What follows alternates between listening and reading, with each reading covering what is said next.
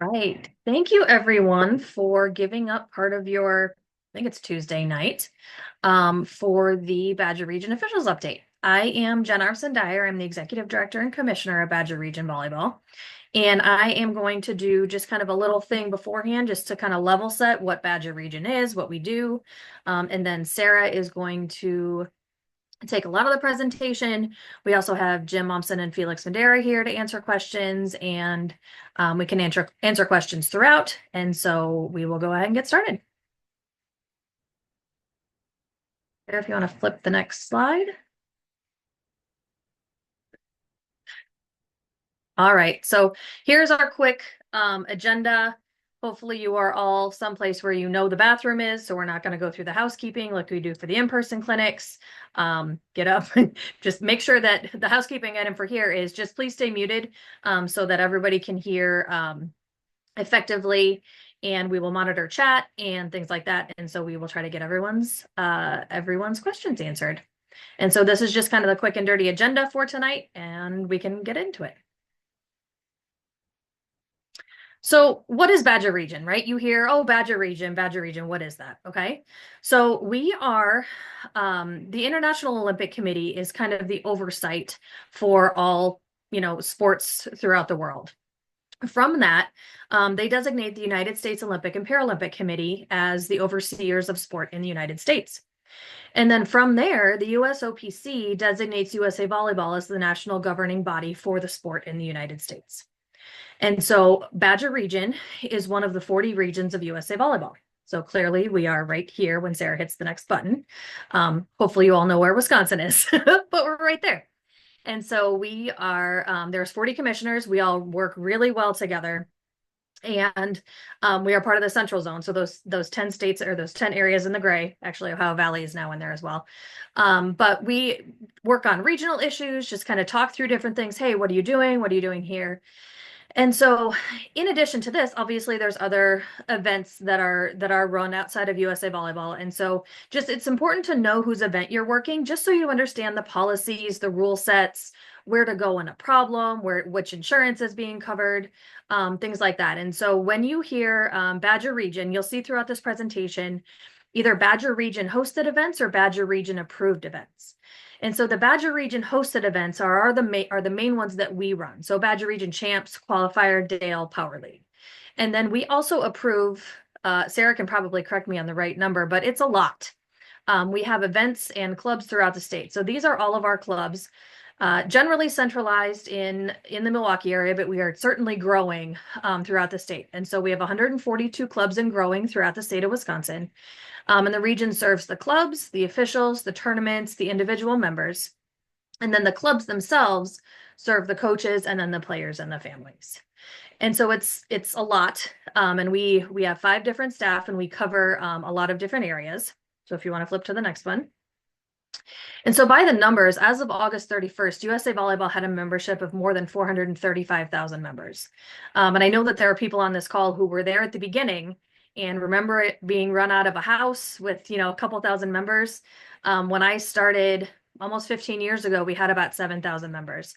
And USA Volleyball had a 6.8% growth last year. Badger Region had a 9.7% growth.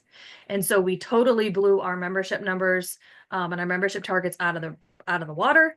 And we have more than 17,000 total members. So this is the first time that we had ever surpassed that 17,000 member mark.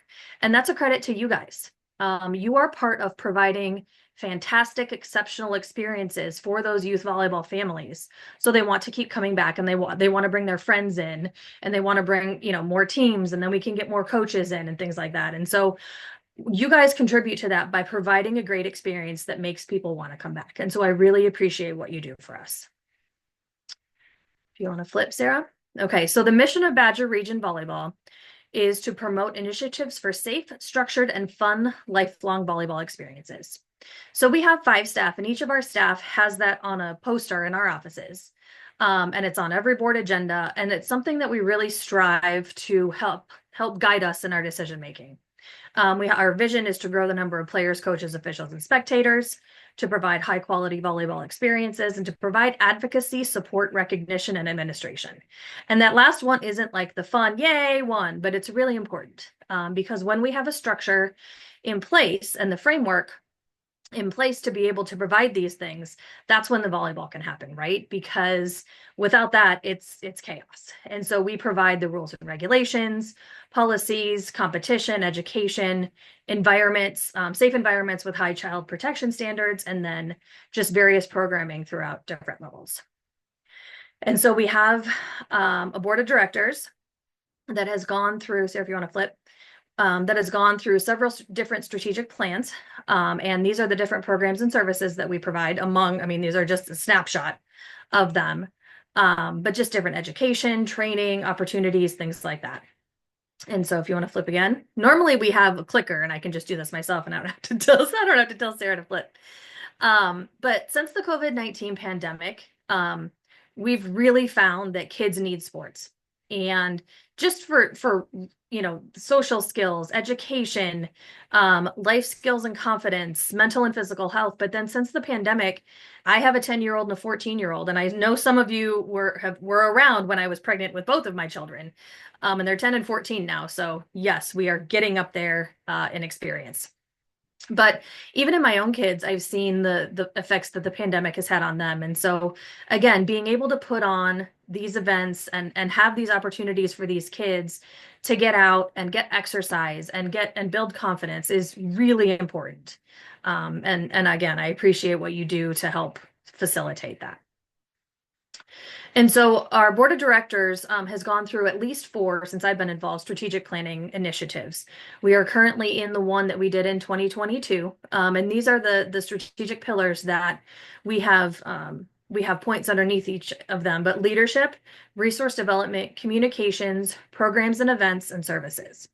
And so I'm the manager of the plan, but the board and staff and key volunteers are all helping to put in these initiatives into place to help drive Badger Region forward. And we're doing a very good job meeting these goals, meeting the benchmarks. And so it's just a great collaborative effort.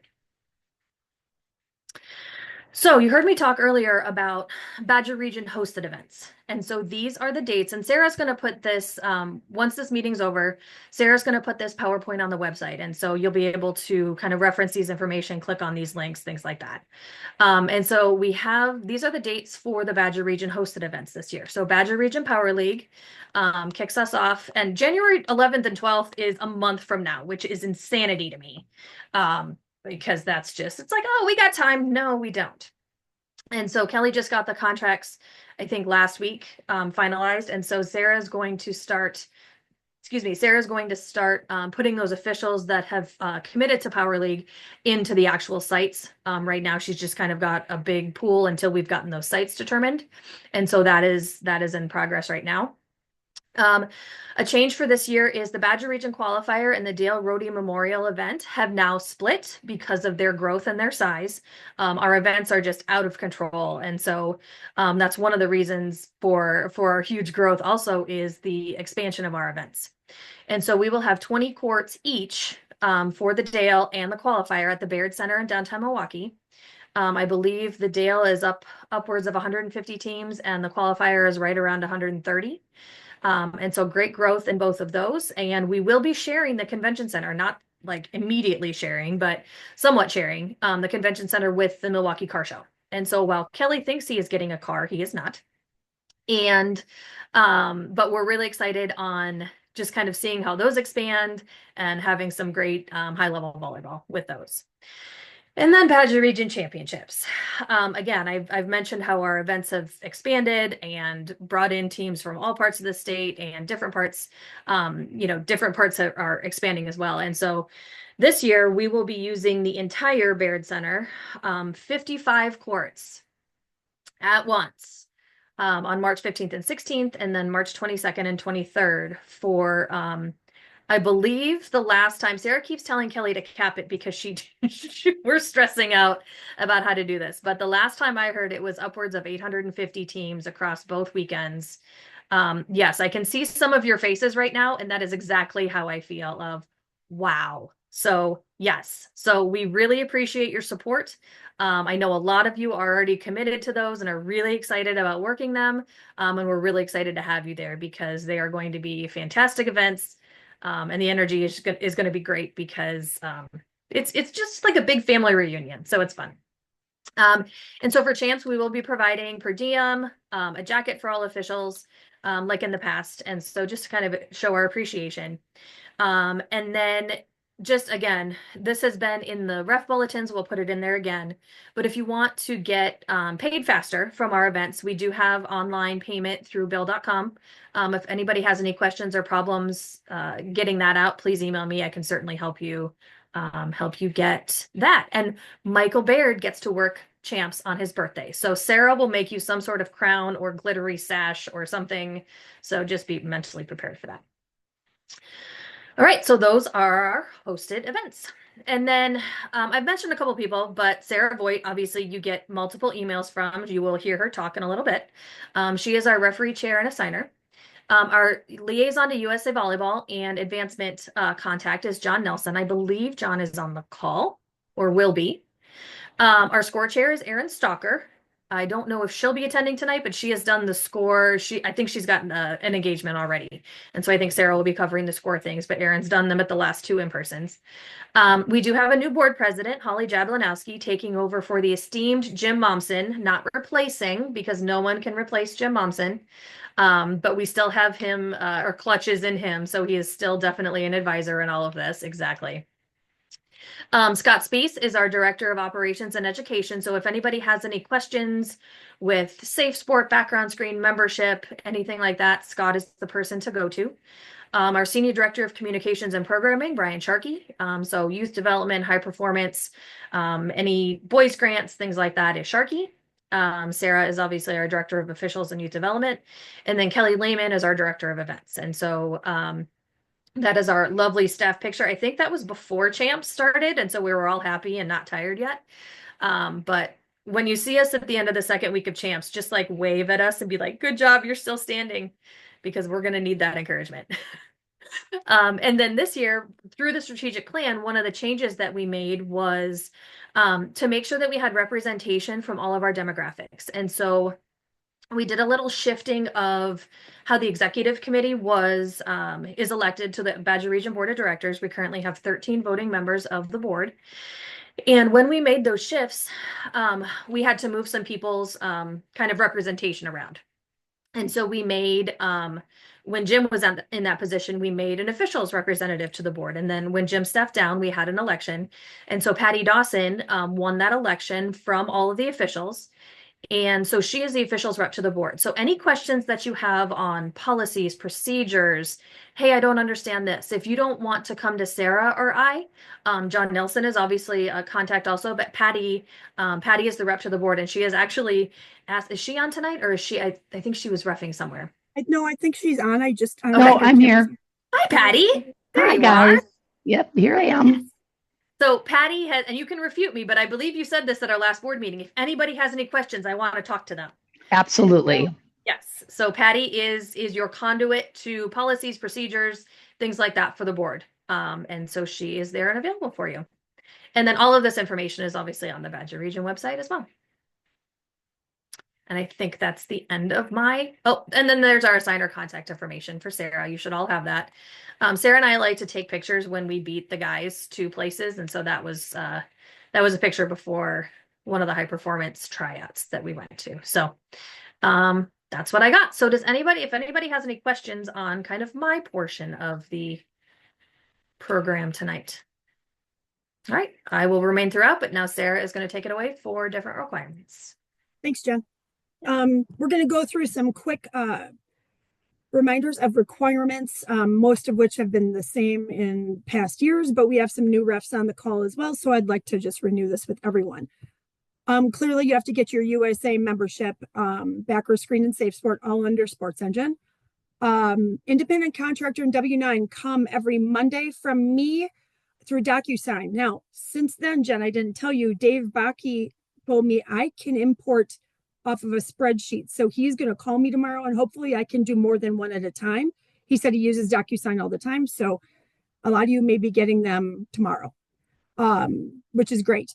Completing your online modules. A couple questions or a couple comments about that. You probably all saw the Zebra Web memo. The Academy is acting a little weird, so USA Volleyball will let me know when that stops. Until then, please know your modules are not auto-loaded to your content. I put the steps to get your modules in the bulletins, and it's on the website. There are some modules that are auto-loaded, junior ref modules and something, Karch Karai. That one is USA Volleyball that loaded that to all adult memberships. And then the junior modules are loaded to everyone. We're doing every one of the refs as service by auto loading them to every adult member. So parents can take them, coaches can take them, so they can understand reffing kind of. Hopefully it'll help, who knows.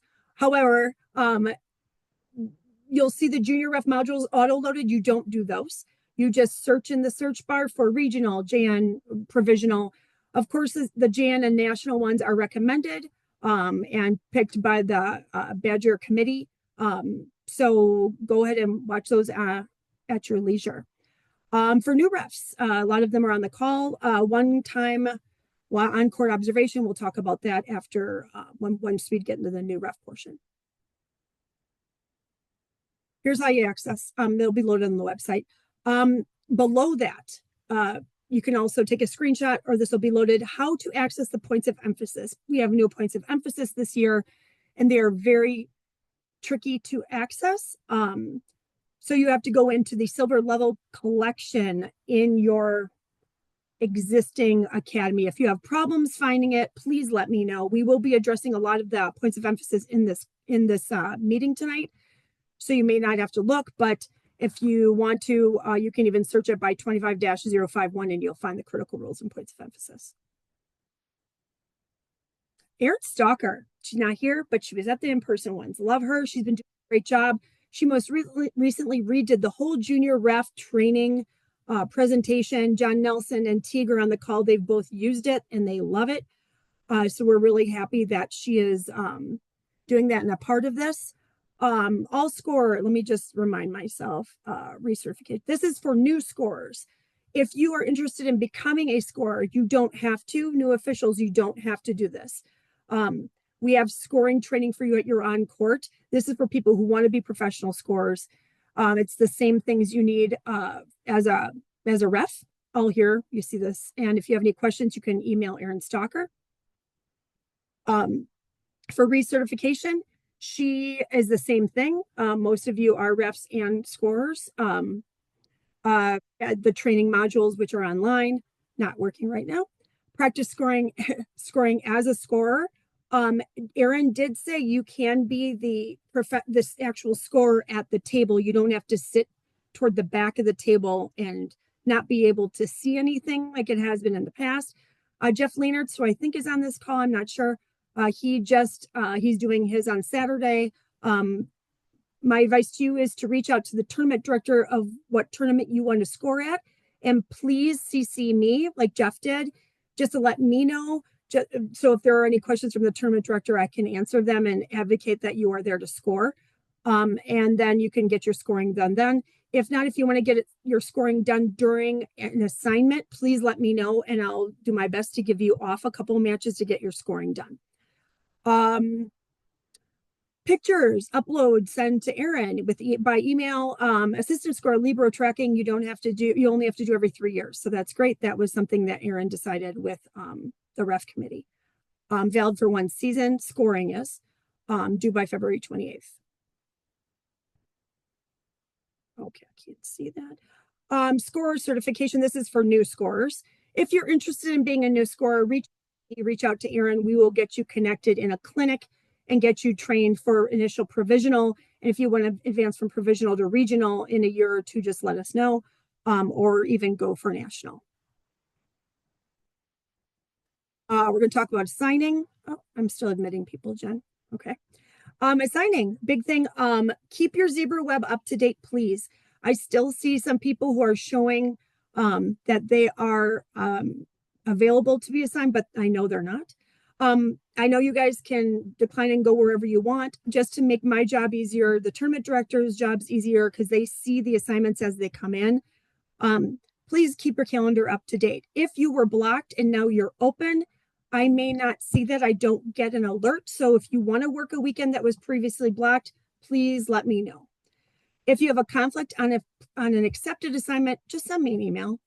It happens. Life happens. Family happen.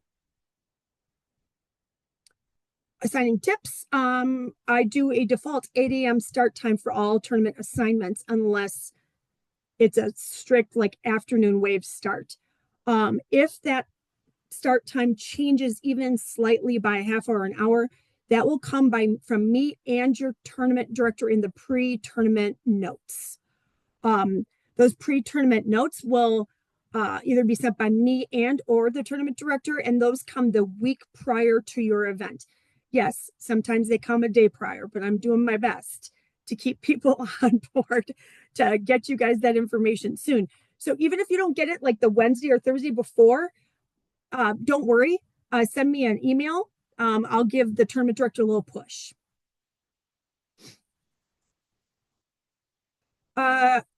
Preferences. If you want to drive all over the state, Doug Fry, one of the new refs, wants to drive all over the state. If you want to do it, let me know. I've got stuff for you anywhere you need to go.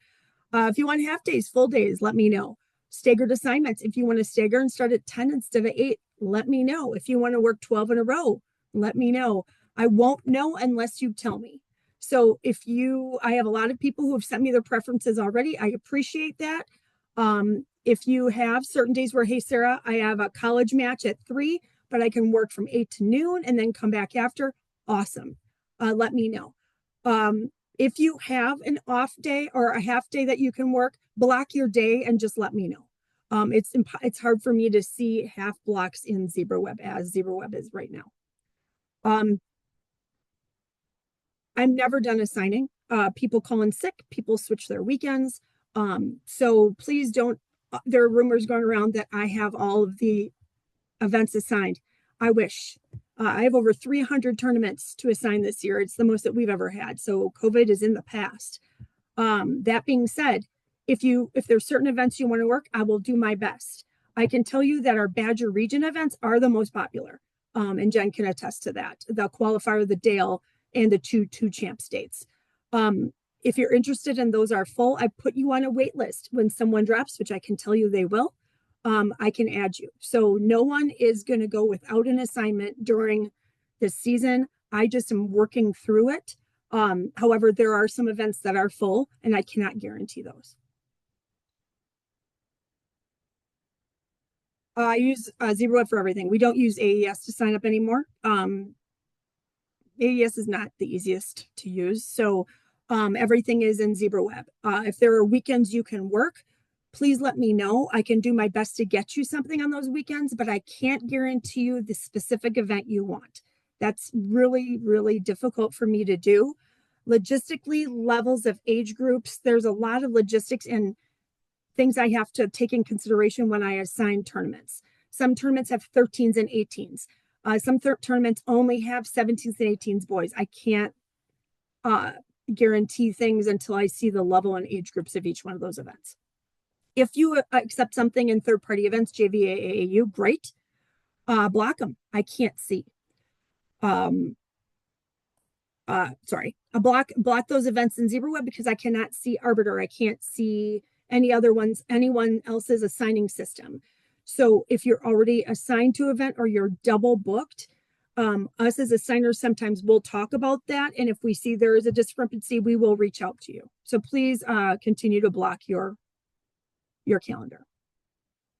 Is there a comment? Oh, thank you, Jen. Right, ref pay. All right, so for single day events, if you're a new ref, $27. The moment you're patched in, you go to $32. We will be discussing some changes with that single event pay next year, maybe during the board meeting. We'll let you guys know. But right now, new officials are $27. They go to $32 when they are certified.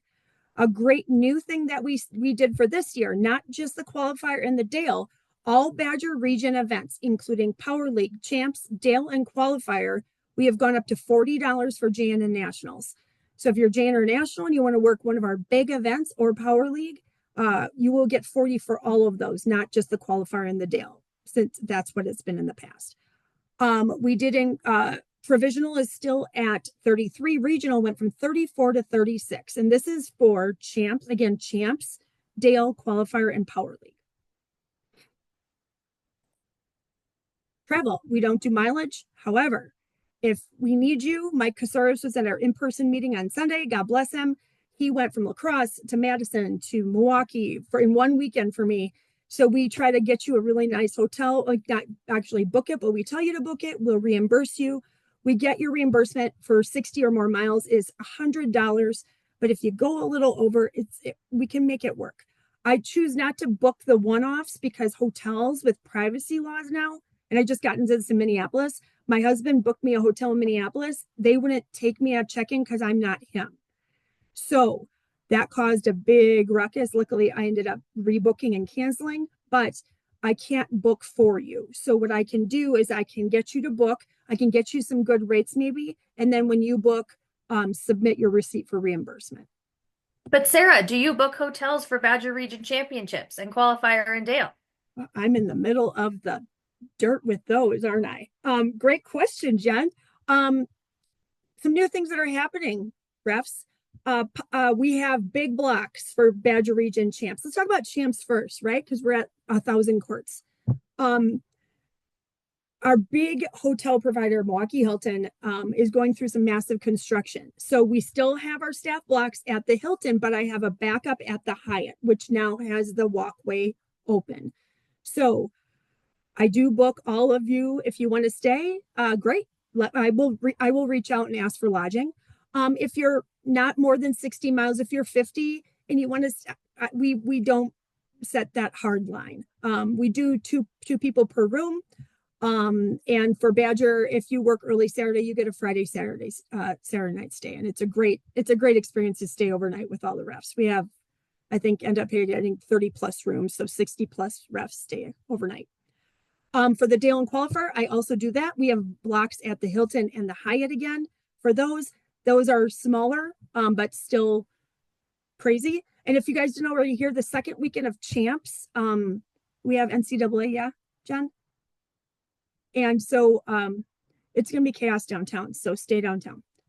So we'll talk more about that later when I send out the request for lodging. New officials. This year, you guys, is the best year. We have over 70 new officials, of which Jim can attest to it. At our mentoring on Friday, we had 19 showed out of 23. The people who didn't show were sick, so I rescheduled them, and all 19 became assignable today. Awesome refs, all different ages coming from all over the state. We had someone drive up from by where Jeff Scott lives to get both his meeting and his certification. He is ready to roll. So if you see new faces, please introduce yourself. I'm super excited to get them on the court, and they will be with mentors in the month of January. So keep a lookout. Mentoring, look at that. We're just branching right in here. Jim is on. Teague is mentoring with me this weekend. We have a lot of mentoring going on, you guys. Our goal is to get as many of our new refs, they're on court by the end of the month. We're doing our best. So we had some on court. We had on court on Friday. We're doing an on court this Saturday and Sunday. And then I'm kind of throwing some up, whatever we can get for scrimmages the weekend before Christmas. We want to get them there on court and give them more than one match. We're giving them 3 to 4 matches with high-level mentors. We had some great mentors. We had Eileen and Jim and Rick Jones. We had a great group of mentors with us on Friday who gave us great feedback. So these refs are ready. So this is the biggest ad, of which all are following up wanting to be an official. So it's going to be great. All right. Any questions about that part? Cool. All right. So I'm going to bring Jim and Felix in on some of these. Jim, do you want to just go through the rules and points of emphasis for me since we stay consistent? I suppose we could. Thank you. All right. I got your first slide for you. Yeah. So just a reminder, with a couple of minor modifications. Serving for 14, they can toss the ball. They can't control it that well. So if they don't want to hit it, if they catch it this year or allow it to fall to the floor, it's tossing error. Or if it touches them, and then they get a reserve. Okay. And you see in the second bullet there, server receives a reserve following swings and misses, ball falls to the floor without counter, allows toss ball to drop to the floor, catches the bat, tosses the ball, lets it drop without swinging, but the ball touches the server. For all of those, they get a if they attempt to hit the ball, they miss, and the ball contacts the server, well, then it's side out, point to the other team. So just a one up at the last in-person meeting. We changed a year or two ago. The 15s and over, they got 8 seconds to serve. Time you blew your whistle. And it used to be 14 and under. It's now 8 seconds for everybody. Okay. So just a reminder on that. Protests. Never met a protest that I didn't like. Judgment decisions are not subject to protest. A protest related to judgment decision result in a penalty, that is a red card, assessed to the coach. All right. You can try and steer them away from protesting a judgment call. And one of the quickest, what rule are you protesting? What application of the rule are you protesting? And if they say, well, you're not calling doubles, well, that's a judgment decision on your part. And if they still want to protest, get the protest committee over there and decision whether it's a red card assessed or not. All right. We're all about preventive officiating. You can try and steer them away, but if they won't stand for that, okay. Get the protest committee involved. Here are decisions. Ball handling, in, out, and touch. We don't have CRS yet. Touch calls a stand. Whether a ball on the court interfered with play. Remember, a ball on the court does not necessarily interfere with play if it's in the back quarter of the court. Judgment whether a player was in the act of playing the ball when contacting the net, whether back row player was or was not reaching higher than net when contacting the ball, including the libero, where the ball was in relation to the plane of the net, and whether multiple contacts on the first hit were one attempt or 2 attempts to. All right. So again, between a judgment protest and a rules misapplication.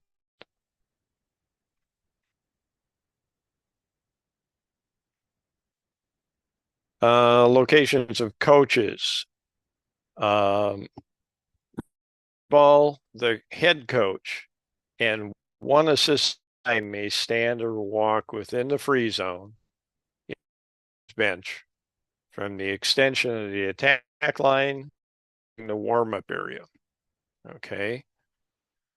They cannot interfere with the match, and they must have not the view of the line judges. So this coach is of getting sanctioned. If contacts the ball is still in play or prevents a player from playing the ball, first referee judges a coach's action as interference. The opponent receives a point. Okay. First referee does not judge the action as interference. The coach must be warned not to interfere with play. And I cited the example, I forget where it was at. It was some college match, but the coach was pretty much in this picture. And I had to run up the sideline to get a view of a pancake attempt. And I bumped him. I didn't run over him, but I bumped him. And he kind of looked at me and he said, "You got in my way. You got to move back." So, hey, there's the Three Musketeers. Oh, USA 531. One assistant coach at a time may stand to give instructions to players on the court, but has no right to intervene in the match. Okay, it doesn't have to be the same assistant. If they've got two, one can stand at a time, plus the head coach may. So if you look over and you see three adults standing, somebody's wrong. Okay, during play, the assistant coach may give these instructions, again, within the free zone. Or ball handling, second team contact. We are calling doubles. All right, he is not. All right, so fine tune in, and player contacts or hits the ball twice in succession, or the ball contacts various parts of his or her body in succession. We have not changed our guidelines. Only violations should be whistled, as Felix likes to say, that to end the match, call it during the whole match. Hey, Felix, can you give that analogy that you gave on the in-person meeting? That was really cool. I'm trying to.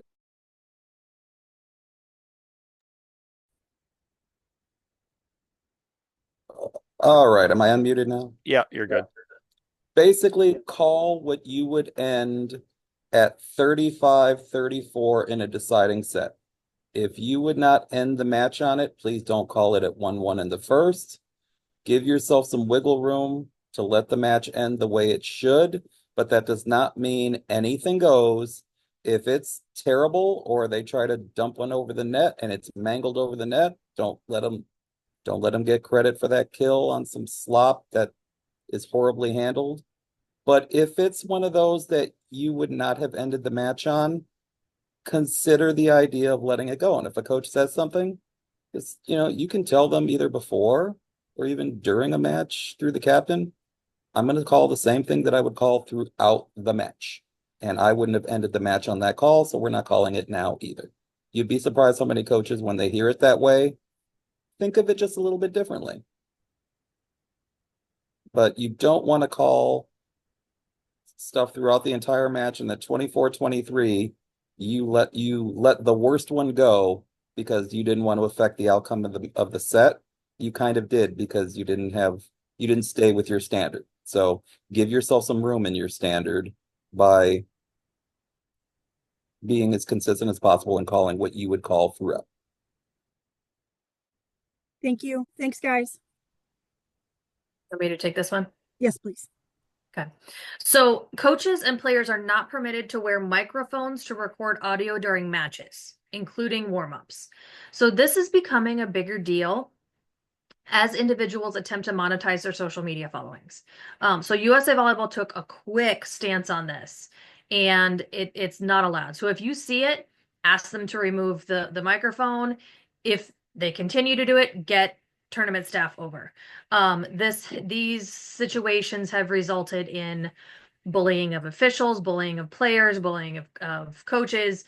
And so it's just not allowed. So just make sure, and this is not earbuds, this is not that type of stuff. This is the microphone worn, connected to video, connected to audio, and filming and recording matches. This is not, setting up a tripod at the end of the court to film the match for recruiting purposes. This is specifically kind of social media, TikTok, those types of things. That is not allowed. And so just be aware of that is becoming more prevalent.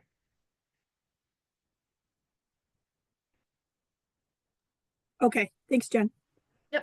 Conduct of participants. Hold on just a second. Oh, go ahead. Yes, Craig, it also applies to video recording. If you want to go back a slide, Sarah, I think the last point. Did I skip? Okay, here. No, you're fine. You're fine. Yeah. From recording audio during matches and posting or reporting on social media. So yes, it is video. That says recording audio, but it also is video. Will that rule reference then get updated to include video? So if there's a rule protest, we have applicable language? Yep, we will make that Yes. question, that ask, yep. Thank you. All right, conduct of participants. We had some questions about this, and we're doing our best to communicate with tournament and site directors about conduct and how we want to have a zero tolerance policy to make sure you guys are in a safe place when you ref. The purple card may be on the way. We're talking about it in our ref chair meeting, so hopefully by next year we'll have something a little bit more solid for you guys. But for now, if you have a spectator issue and it's more than just a little chippy chip, which we can all ignore, please don't direct anything toward that spectator. All it's going to do is make things get a little crazier.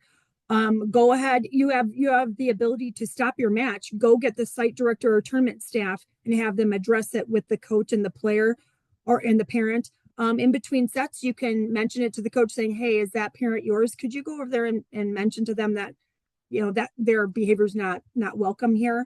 The biggest thing we want is make sure you guys are not interacting with the parents directly. We've had those situations at champs before, and sometimes they just get big and crazy. So we prefer to have the workers of tournament staff there to help you. Now, if you have issues with tournament staff or you have a site director that's 16 years old, please let Jen, me, staff, membership email know so we can go back to those tournament directors and say, hey, we need you guys to have educated, knowledgeable site directors on site with you to help you if there is a situation that you need assistance with. Don't let it escalate. Address it. Get rid of it, especially in the beginning of the day and you have that team on your court all day. Nip it in the bud right away. Not just with spectators, but with coaches and players. We're called Monday Minute pop-ups with our mentors, where we're going to be addressing how to use your tools in your toolbox, your sanction cards. Make sure when you do give sanctions or your cards that you are communicating those clearly and effectively with the captain and or the coach. Be concise about don't do it emotionally. We have a lot of people who, Felix, do you want to branch off a little bit more of this? I know you were talking about this at the in-person meeting, but you had some great examples of how to remain professional during these actions. Well, there's really no need to get overly emotional about a sanction. Generally, when we've gotten to the point of sanction, they've earned it. And so you don't need to worry too much about it. What you want to do, if it's your coach and in juniors, it's going to probably be your coach unless it's the boys, and then it's probably going to be one of the boys. But if it's a coach, just very calmly call the captain over. Let the captain know the coach is receiving a warning for unsporting conduct. Whistle, hold the card up, kind of extend your hand out to point to the coach so your scorer knows who the sanction is on. Make sure the captain lets the coach know, but it doesn't have to go beyond that. Just you're delivering something that they have earned by that point. Now, try to have a thick skin. Don't be itching to reach into your pocket because someone's annoying you. Coaches can be annoying sometimes. I know it's hard to believe, but they can be annoying sometimes, but they're fighting for their teams. They're not looking at the match the same way we are, unemotionally. They are emotional. They are fighting for their teams. They are fighting for their players and in their mind fighting for scholarships and things like that. We don't care so much about that, but they aren't watching the match the way that we do. So they're going to be emotional. We have to try to take the emotion out of it and just stay as even keel as possible, because they'll try to drag you into their circle of hell sometimes, and we don't want to go there. So just nice and relaxed, give the facts. If they choose to escalate after that, we have other cards we can use, but hopefully a lot of times a coach will try to see how far they can take you. And then once they see the card and they know that that's the only card, that the yellow card that their team can get for the match, hopefully they'll figure it out and dial it back. But you will have coaches that will just try to get you to that point to see if you'll even go there. You don't have to get upset when you go there, but make sure that they know they've earned it. Here's what it is. And just try to do it as unemotionally as realistically you can, because I'm sure by that point your blood pressure is probably going up a little bit. 100%. 100%. And newer refs, we will have a pop-up on how to use your tools in your toolbox. Not obviously encouraging to give everyone cards, but to be comfortable using them if you have to use them. Thanks, Felix. Here's one thing I was told by a pretty prominent referee. You are carding their behavior, not the individual. Use those terms, their behavior has earned them a yellow card for unsporting conduct. That may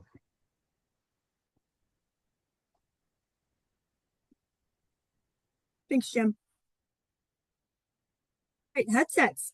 Loving headsets. More and more people are wearing headsets. A couple of reminders. Do not use your headset when you're reffing with a coach or a player. Headsets we're primarily using when we have a professional R2 with us or when we're doing mentoring.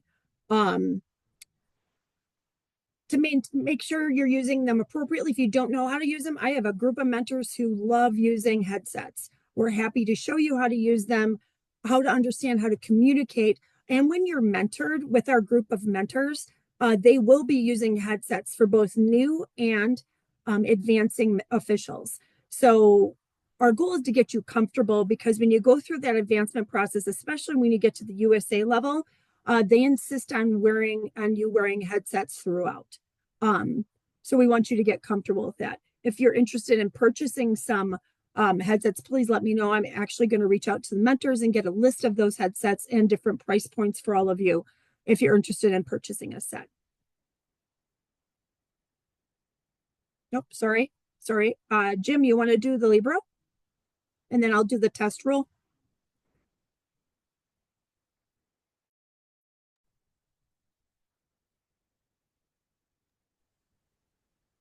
Jim, you're muted. You're muted. So according to the rule book, designate up to 2 specialized defensive players. If they choose to designate 2 to start the match, they are designated those 2 for the entire match. If the team chooses 0 or 1 to start the match, they may change the player designated as Libero for each set, may not designate a second Libero for any subsequent set in the match. Now, if you do any JVA tournaments, their rule is different. It's anything goes. They can do none, 1, 2 in any set. They can change them sequence. Okay. Pros do not have to match each other if they designate 2, but the Liberos must contrast with the regular team player. Both, let's say a team, you can have 1 Libero in a green jersey and 1 Libero in a blue jersey, as long as they All right. Now, next. Okay. So with the Liberos, make sure you know what event you're working. And not just for you guys, but for the coaches. Sometimes the coaches will be in a USA event this weekend and an AEU event next weekend where the Libero rules are different. Make sure they're aware of that as well. And sometimes it's not having a conversation ahead of time, but just keep an eye on it. Make sure you talk to a Libero tracker about it, and make sure they understand that rule as well. And obviously, if you don't have a professional R2, when you check those lineups, make sure they're designating those Liberos appropriately. Now, super excited. We are, this comes from the USA Rules Commission, that we are testing a couple of rules this year at certain events. Now, let me preface this by saying that these test rules are into effect if they're communicated in the pre-tournament information, okay? So that list, kind of like the step-in rule, they can't establish the rule the day of. It'll blow up in their faces. Coaches won't understand, officials won't understand, players won't understand. So we have a new score sheet that Aaron put together. Let's start with subs. We are going from 12 to 15 subs.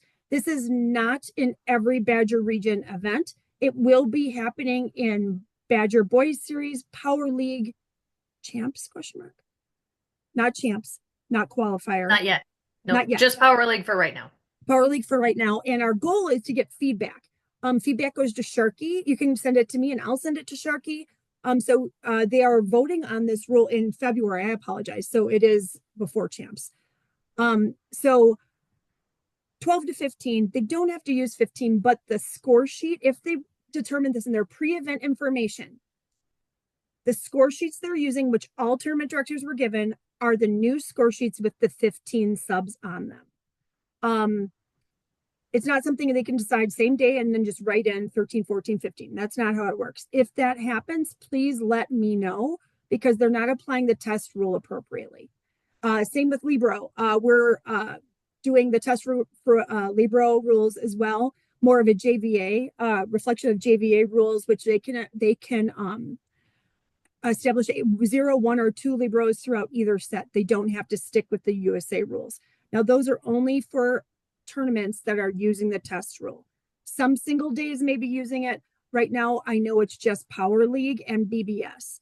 And if you have questions, if they are using the test rule or not for your event, please reach out to me and I can clarify that with the tournament director as well, and Kelly as well. So let us know. And then this is voted on in February, and then we will let you know if this is a steadfast rule in all of USA Volleyball.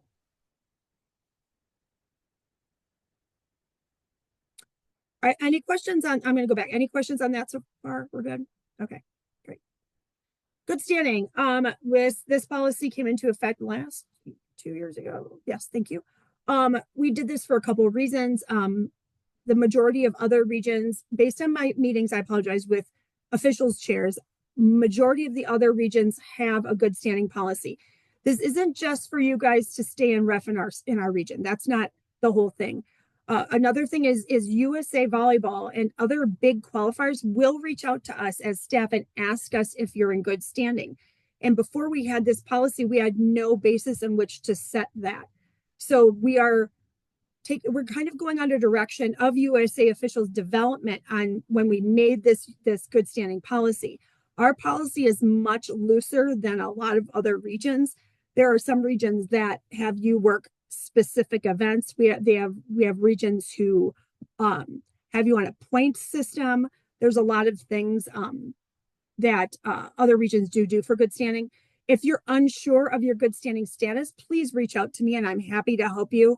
My goal, and I know a lot of you as officials see emails that I reach out. If I see that you don't have anything open or assignments accepted yet, I do reach out to you specifically and ask you for dates. I'm trying to work with officials to make sure you remain in good standing. The 2 single events can be 1 day of a 2-day event. You don't have to work 2 days of one event, but the 2-day event counts as one of the 2 events, if that makes sense. So it counts as all Badger Region events. It can be single day events. It can be VC events. It can be approved mentoring events. Just reach out to me and I'm happy to help you. Our goal is not to put people on not in good standing. That's not what we're looking at. We want to make sure you all understand those rules and make sure when you do go to Windy City or these other events where they reach out with a list saying, are they in good standing? We can say, absolutely, you are.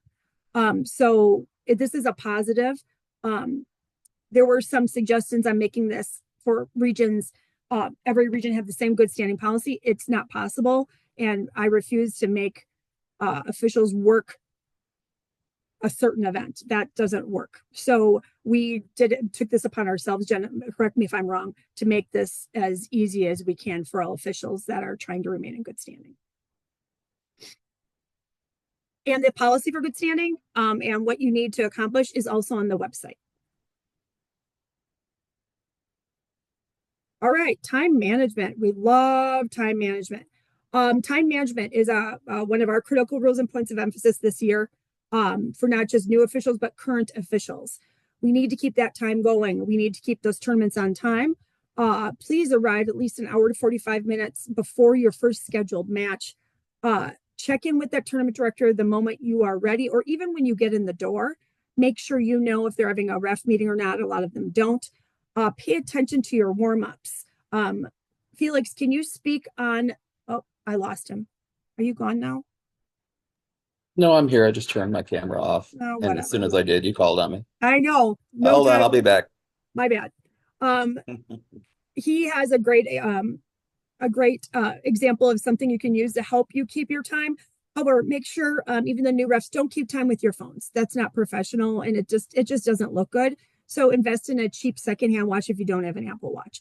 However, Felix, what do you use? If you happen to have an Apple Watch, there's a wonderful app called VB for volleyball, ref as in referee, timer as in you're timing things. VB Ref Timer. I'll go ahead and put the name of that in the chat. But it is a wonderful application. I believe it is $5.99. It is worth every penny. And what it will do is it has a wide variety of rule sets and the appropriate timings for those rule sets. And the beautiful thing is when it's coming up on time for a whistle or time to change, you will feel a nice little boop, boop on your wrist. And no matter how much you're talking to somebody, hopefully it will remind you, hey, we can keep timing going. The app also helps you keep track of the number of substitutions, number of timeouts, who's won sets. It has options for if we're switching sides or if we're not switching sides. All sorts of little things you can do to trick it out. But it's a nice way to keep on time because we've all been there when our 4 minutes has all of a sudden turned into 5.5. And you do that too many times and dinner gets really, really late. And on those weekends where Sarah and Jen were saying we have second round, good luck trying to get to a restaurant when we're super late. So stay on time. It's a wonderful app. If you have any questions, let me know. But yeah. And if you're wasting time here or there or taking too long to blow the whistle for serve or whatever, nobody cares why dinner is going to be at 9:30, but it just is. So do your part, stay on time. Sarah will give you more examples. Yes. Wait, do I have more? I don't have any more examples. No, our biggest goal is just make sure you stay on time. Make sure when you are done with your match, before you run that score sheet to the tournament desk, that you start those warm-ups, at least shared time, if it's still shared time with the two teams, and then zip over that score sheet. Maya, at our in-person, she asked, can we have an athlete run over the score sheet? Yes, if you tell them specifically go there and come back and don't stop anywhere. So if that makes it better for you, go ahead and do that. But if you need a bathroom break, get those warm-ups going, then go. It's great to get those started. It really, a couple minutes during each match does add up. So we will be doing a pop-up on that as well, on how to manage your time. This year, I got this idea from a coach during our coaching clinic up in Green Bay. We're going to have a feedback form, and this isn't a feedback form about each other. This is a feedback form if you had a rough day at a tournament, if you had a question about a rule application at a tournament, if you have a question about an altercation you had with a coach and you want some feedback or a callback from a mentor, this is your form. It's a great form to even use to vent about something. If you just had a bad day and this is why, sometimes it's nice to talk about it. We will then get your answers and your response from this form. And if you want us to call you back, if you want a mentor to call you back, I will ask someone to do that. We also want to take some of the issues that you guys have had and follow up with tournament directors. You do lunch and learns on them. Our goal is to educate, and the only way we can educate on situations that happen to you is if you tell us.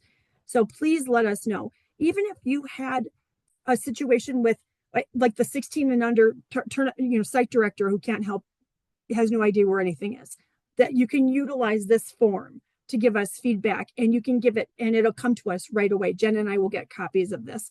And if, like I said, we won't, and if you want it confidential, we will keep it confidential. But it's a great way for officials to use this form as a way to reach out to us, as opposed to, I'm always available on a phone call, but sometimes after you let it rest for a day or two, then you forget the details behind it. So this form will be available on the homepage of the officials page on our website. And I will also send a link to this Google form out to you guys in future ref bulletins and on Zebra Web, so you can keep that link for yourself. You guys talk about preventative officiating, and I guess this is kind of preventative tournament administration, right? Because when it comes in, and it'll not only help capture the details, but then also kind of keep us, hey, is this one tournament director, do they have 7 or 8 forms from the first couple tournaments? Like, what's going on here?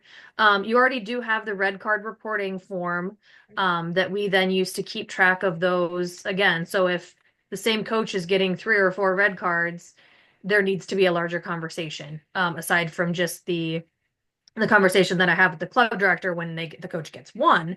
Again, it just kind of helps us track historical data, helps us capture details, feedback, so that we can address the situation and hopefully start addressing things before they become an issue so no one else has to deal with it. And also, Sarah? Oh, yes, Felix. Hi. Question for you. Oh, boy. If someone doesn't think something's that big a deal, but you're probably going to hear about it anyway, do you want to hear it from everybody else, or do you want to hear it from the affected referee? Amen to that, Felix. So I hear everything from everyone, from events all over the Midwest, to be honest. So let me know right away, right? And then if it takes a call, I'll call you right away.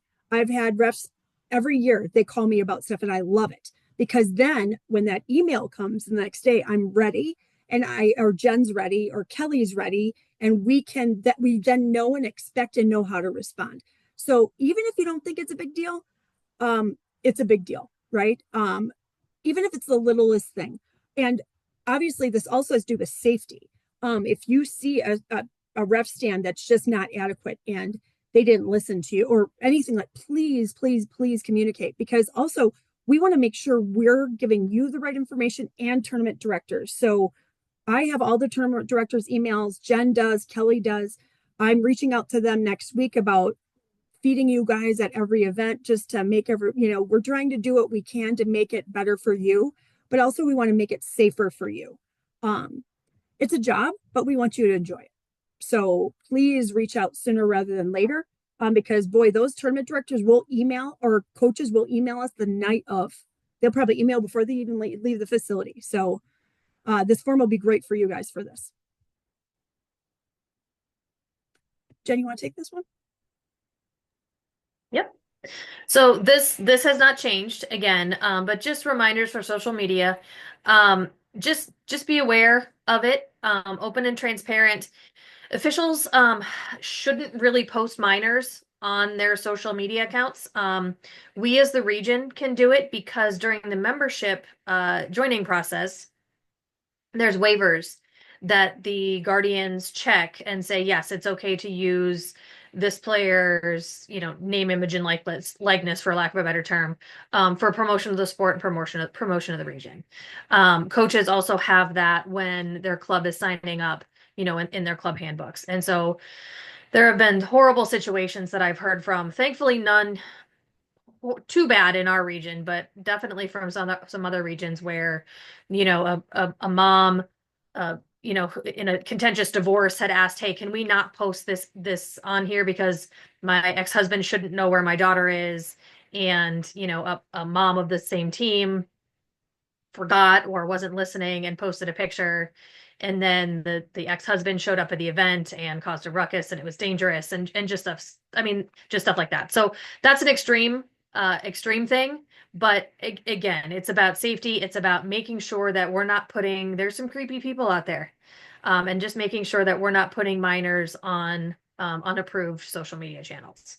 In the non-nefarious route, you may have a jersey question, right? And you're like, this doesn't look right. Let me take a picture. Please do not take a picture of a questionable jersey on a child. Don't take a picture of a jersey on a child. So Sarah has been working with entirely too many club directors. Way too many right now. They want fancy jerseys. They want fancy jerseys.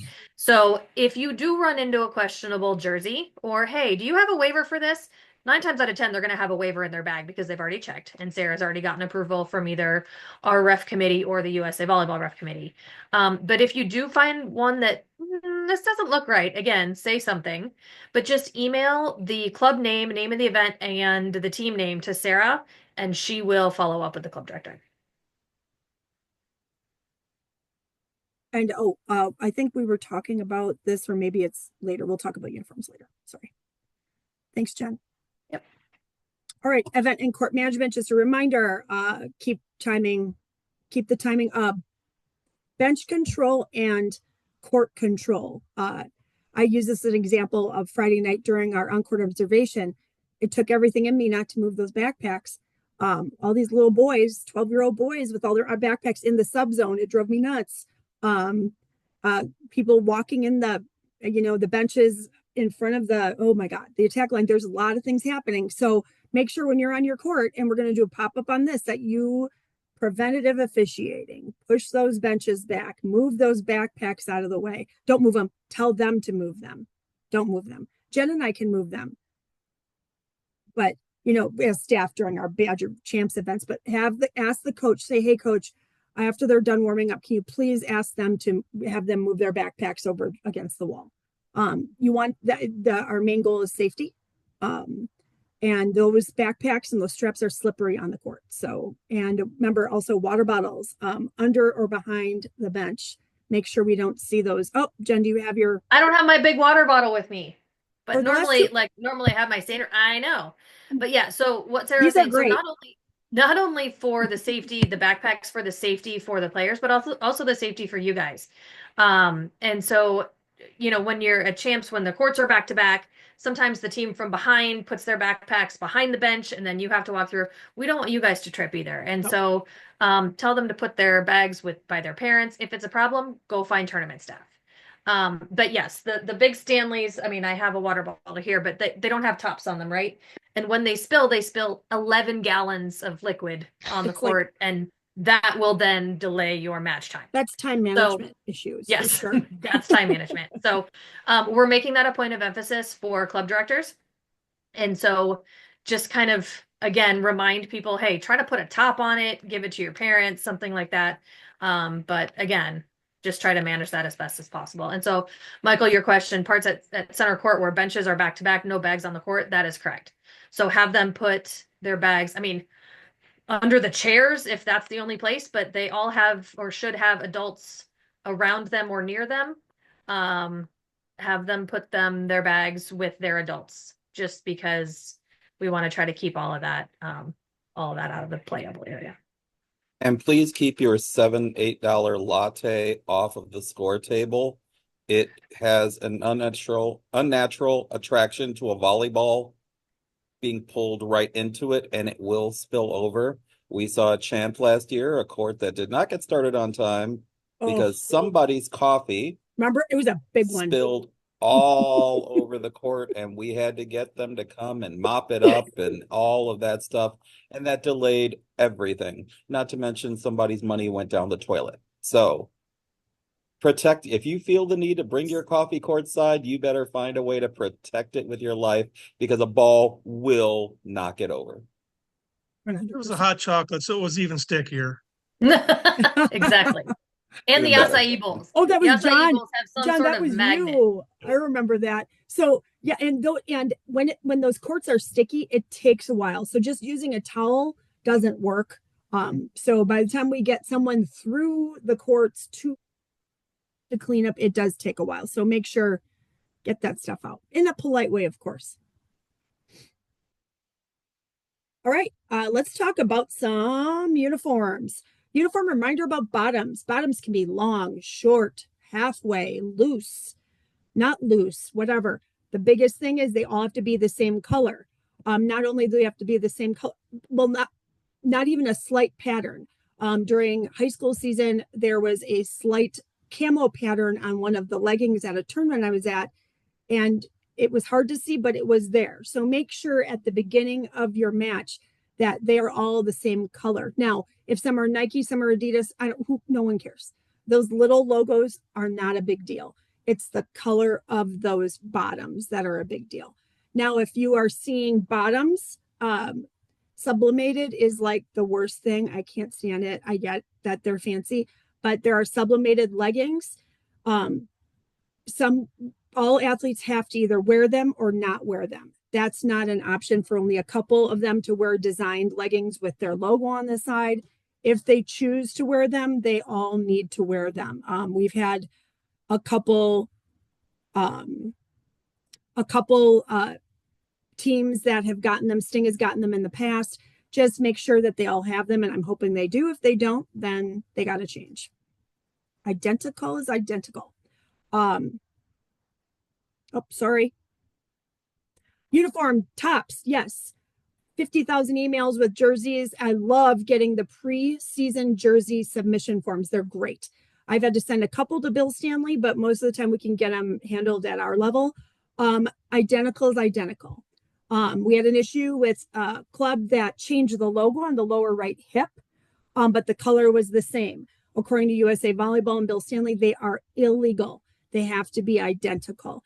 And now you're going to also see jerseys that are sleeveless, right? A lot of college kids wear these with the matching sublimated sleeve. These are not I'm not talking about the athletic sleeves like the padded elbows. I'm talking about it's part of the uniform. So according to USA Volleyball, the sleeve, which is sublimated like the jersey, they all have to match, and all of the athletes have to wear them because they're considered part of one uniform. Okay. So if some aren't wearing them, then they all shouldn't be wearing them. If they are all wearing them, they're the sublimated jersey type. You guys all know what I'm talking about. Not including elbow pads, if that makes sense. Sarah, can I add something to the uniform bottom? Yep. If they are wearing leggings, and oddly, we see that more with the boys than we do with the girls. If one boy is wearing leggings underneath their shorts, and another boy is wearing shorts, they have to match. One boy cannot be wearing white and another boy be wearing black leggings underneath the shorts. They have to match. Great. Thank you, Patty.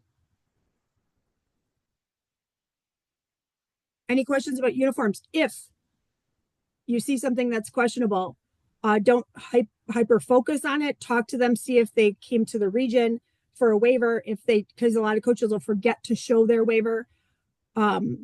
If they forget, and they have it, they'll show it to you. If not, just send me the name of the club, the tournament, and the age group, and then I can follow up accordingly with the tournament director and get a photo from them of the actual jersey, and they can help out with that.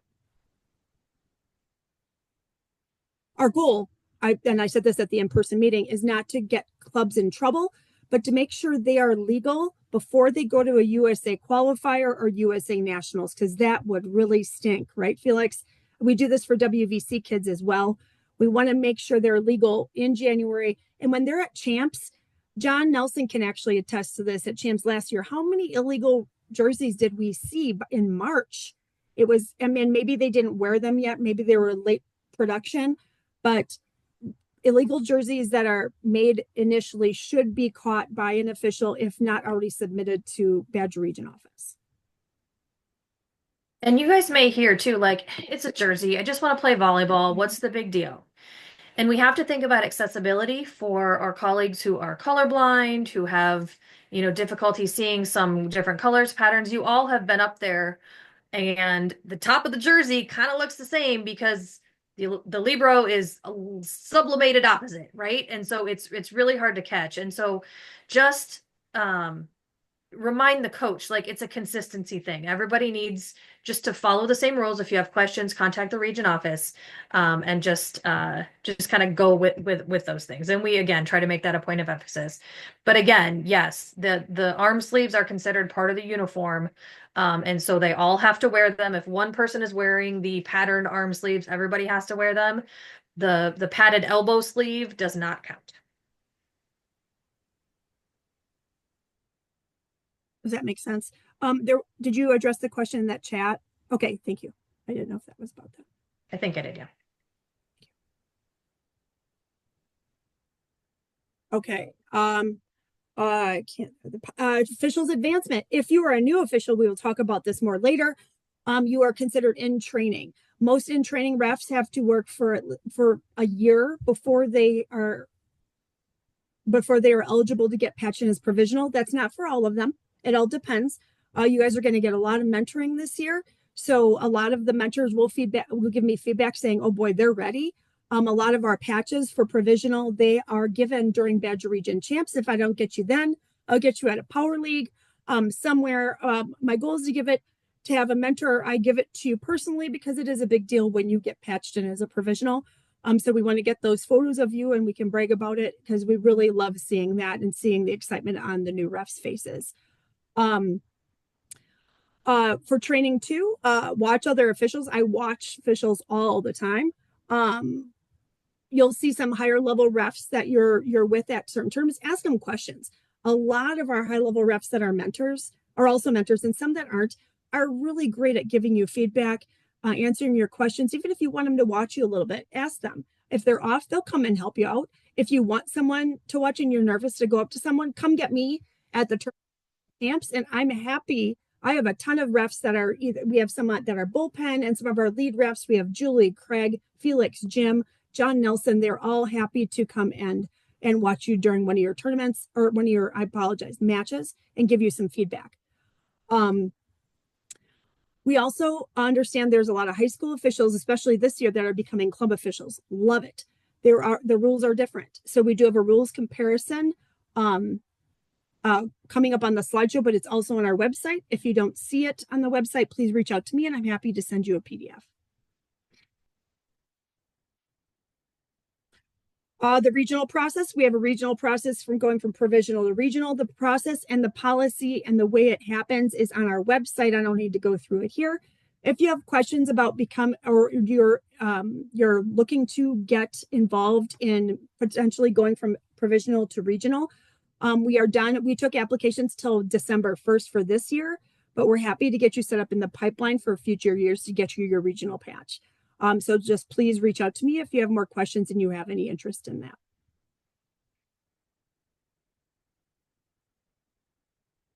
that. Focus on professionalism this year, especially wear your patch. If you are patched, we are asking you to wear your patch at USA events. We understand that there are not patches at third-party events. I get that. But when you're at USA events, especially when there's mentors walking around, they will ask you where your patch is. I think Felix did that. John did that. Jim, I think they all do. We do have extra patches if you lose yours or if you can't find it for the day. We have some loaners under the tournament desk. But just make sure you wear your patch appropriately and professionally. And it's something great to show off. A couple other things, be on time, be accountable, work with me with your assignments. I know that in ZebraWeb, you can't see the assignments before you're assigned, but if there's a certain place you prefer, I can't guarantee it, but if you are looking to travel a little bit farther out, or if you want to work a certain age group, please let me know and I will do what I can to accommodate. As I said, I have over 300 tournaments to assign and I have 250 officials. So that's a lot of juggling. So I do my best to give everyone what they need, or at least fill the weekends that they have available.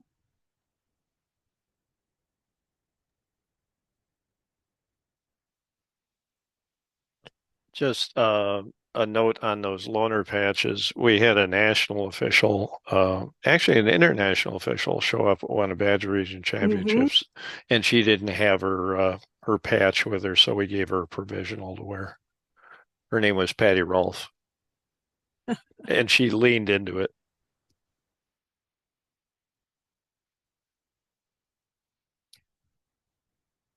If you're looking, I see there's some people in the chat saying that either they didn't get them, we did have supply issues, and also how do you get your patch? Please, like I said, reach out to me, not on the chat. Reach out to me specifically. Everyone is different. I'm happy to give you feedback on how you get your patch. Like I said, sometimes it takes a little bit to get your first one, but every case is different. So please reach out to me and I'm happy to help you figure out how to advance or how to get your patch. Do you want to talk about wait, is this still me, Jen? No, this is just a reminder about the code of ethics. Every single tournament that you guys ref in Badger Region has a code posted somewhere in their event that we supply from Badger Region. You want to branch on that, Jen? Yes. Sorry, I was going in the chat. Yeah, so every Badger Region event, approved event should have one of these. If not, there should be signs posted. Just reminding people what the rules are, right? We've found some of the worst offenders are the more experienced in life individuals, grandparents, not including Jim Momsen, because he made a face when I said that the other night. Thank you. Remember that? Because social norms were different when they were growing up around their kids' sports, right? And so we try to remind people, it is in the Badger Region ticketing policies that they can be removed. The code of conduct is linked in there.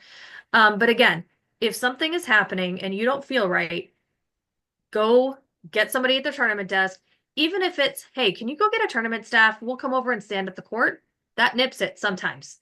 Just seeing a staff member come and stand at the court. We have had people question who Kelly Lehman is, and we still pick on him about that. But we're there to support you, and the Badger Region hosted events should have someone also on site to support you in that. And so again, just reminding people what the code of conduct is, that these are learning environments, that no scholarships are being handed out at these events, and we do our best to communicate that.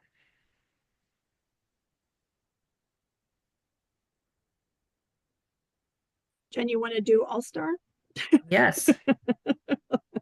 Sorry, I'm taking a lot of notes for you in the chat, Sarah. Thank you. Yes. So All-Star Championships. So these are the formerly known as High Performance Championships. And we put a bid in about 2 years ago now to host these. And we were selected from, I think, 3 or 4 other sites by the other regional directors to host this event. And so it will be July 24th through 27th at the Alliant Energy Center in Madison. And so this event is played as an international event with international rules mostly. Some of the younger girls have different sub rules and different rule modifications other than the international rules, but it's best 3 out of 5. And so these teams are made up of all-star players from a lot of the other regions. I think we had 25 different regions last year.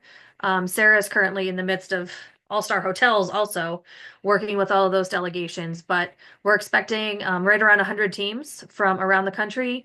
Canada, working on Puerto Rico, we're working on New Zealand. And so it's just a fantastic event where it's different from a traditional club event where teams are kind of operating in their own silos. This is really, you get that 5-set boys 19 match between Badger Region and Florida Region, and you have all of the other 5 or 6 teams cheering, and it gets rowdy, but it's a really well-controlled event. It's also, like I said, an international event. So there's very little chirping. There's very little, kind of back and forth and that type of stuff. It's such a fun thing to be a part of. So because we are hosting, we do not control the officials that are chosen for All-Star. There is a separate committee, a planning committee that handles that. So each region can nominate some officials to work that event, but ultimately the planning committee handles that, who's chosen and where they go and the scheduling and assigning and all of that. But we are in charge of line judges and assistant scorers. And so if you have not already signed up and you're interested in being a line judge or an assistant scorer, please contact Sarah and she can get you on the list. We will provide housing. We will provide meals. We will provide apparel. We just signed the apparel contract last week, I think. And so we'll also be working on setting up some line judge trainings. If your line judging is a little rusty, that's okay. Yeah. We're gonna get you up to speed. And like I said, it's a great event. It's a lot of fun to be a part of. And so July 24th through 27th are the competition dates. We're looking at the 23rd as a practice date for the teams and probably something that day for officials as well. So again, we'd love for you to be part of it, and contact Sarah for more information.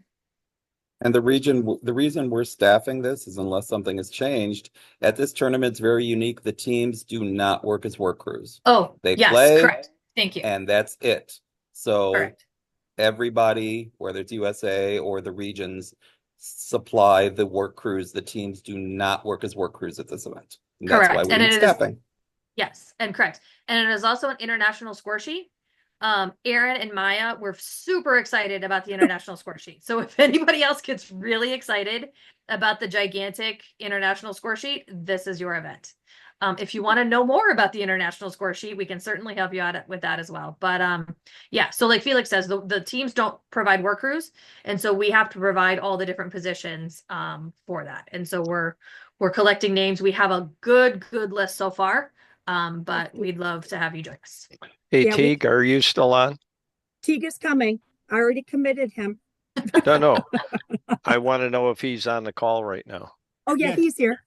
Yeah, thanks for calling me out, Jim. Yeah. Yeah. Wow. I recall that you worked the All-Star up at the Dells in one of the support roles. What was your impression? I was in my first year or two, an absolute wonderful experience to see some really high-level officials. You get to work the table, you got to work some line judges. So I would highly encourage and recommend anybody to take the opportunity when you can. It's fantastic. And yeah, I did talk him into doing it. But of course, he loves it. Why wouldn't he? I didn't have to talk hard, right? We are up to 50. I need 70. And so I'm really excited for it. And also know when you want to line, you'll be in a group in pods with other people. So you do line judge and do assistant score. So we try to rotate you through all of them. But we're still working on that. Yes, Lisa, Teague is a mentor. Badger Region Recognition Program, we have these really cool Herschel toiletry bags, but they're great. They're ref bags. For those who work each one of our Badger hosted events, which is Champs, Dale, Qualifier, Power League. We had Rick Jones and Gary Medema who got them last year. They're really dedicated to the region and as mentors and refs. So we have a bunch of those. They're great bags. So we give those out at Badger Champs the last weekend for those who have committed, even though I know Power League is still a couple weekends after that. If you're assigned, obviously you're going to work it. We want to recognize you guys at a big event in front of other refs just to show how much we appreciate it. Here's the rules comparison. We have PDFs as well. And Felix, did you put that in the chat too? I did. I put a link to that in the chat if that was okay.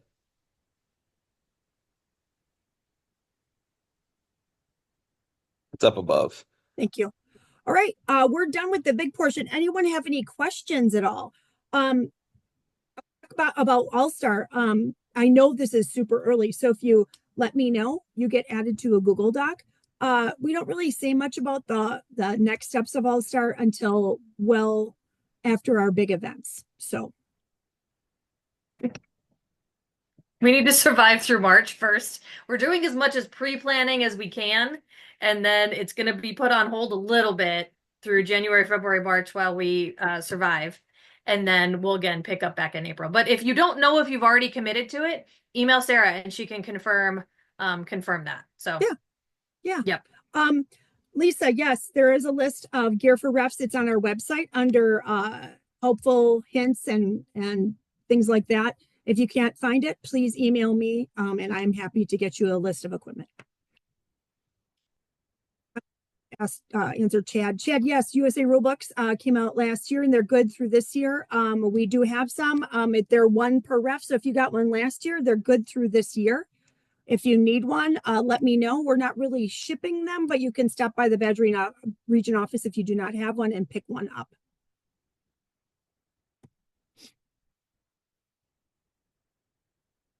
Any other questions before we move on to just the new officials portion so the experienced officials can pop off once you're done?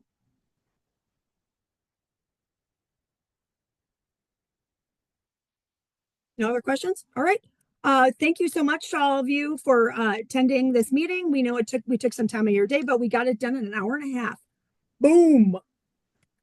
Thank you all. All right. And again, if you have any questions, email Sarah. Yeah. You can also email membership@badgervolleyball.org and all staff can access that. And so let us know how we can help you. Hey, thanks, Sarah. Thank It's you. Thanks. 84 degrees in Kissimmee. Whatever, Roger. Whatever. Sorry, Roger, you were breaking Whatever. up. I couldn't hear you. What? I can't hear you. 84 degrees. I'll see Where's you the guys ban soon. button? Where's the ban Yeah. button? Bye. I Thank think you. Bye, Roger. we hit 84 today if you add the high and the low together. Maybe. Thank you.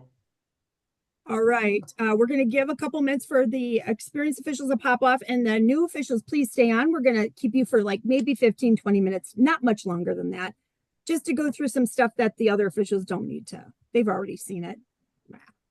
They're no longer new, they're used. Oh,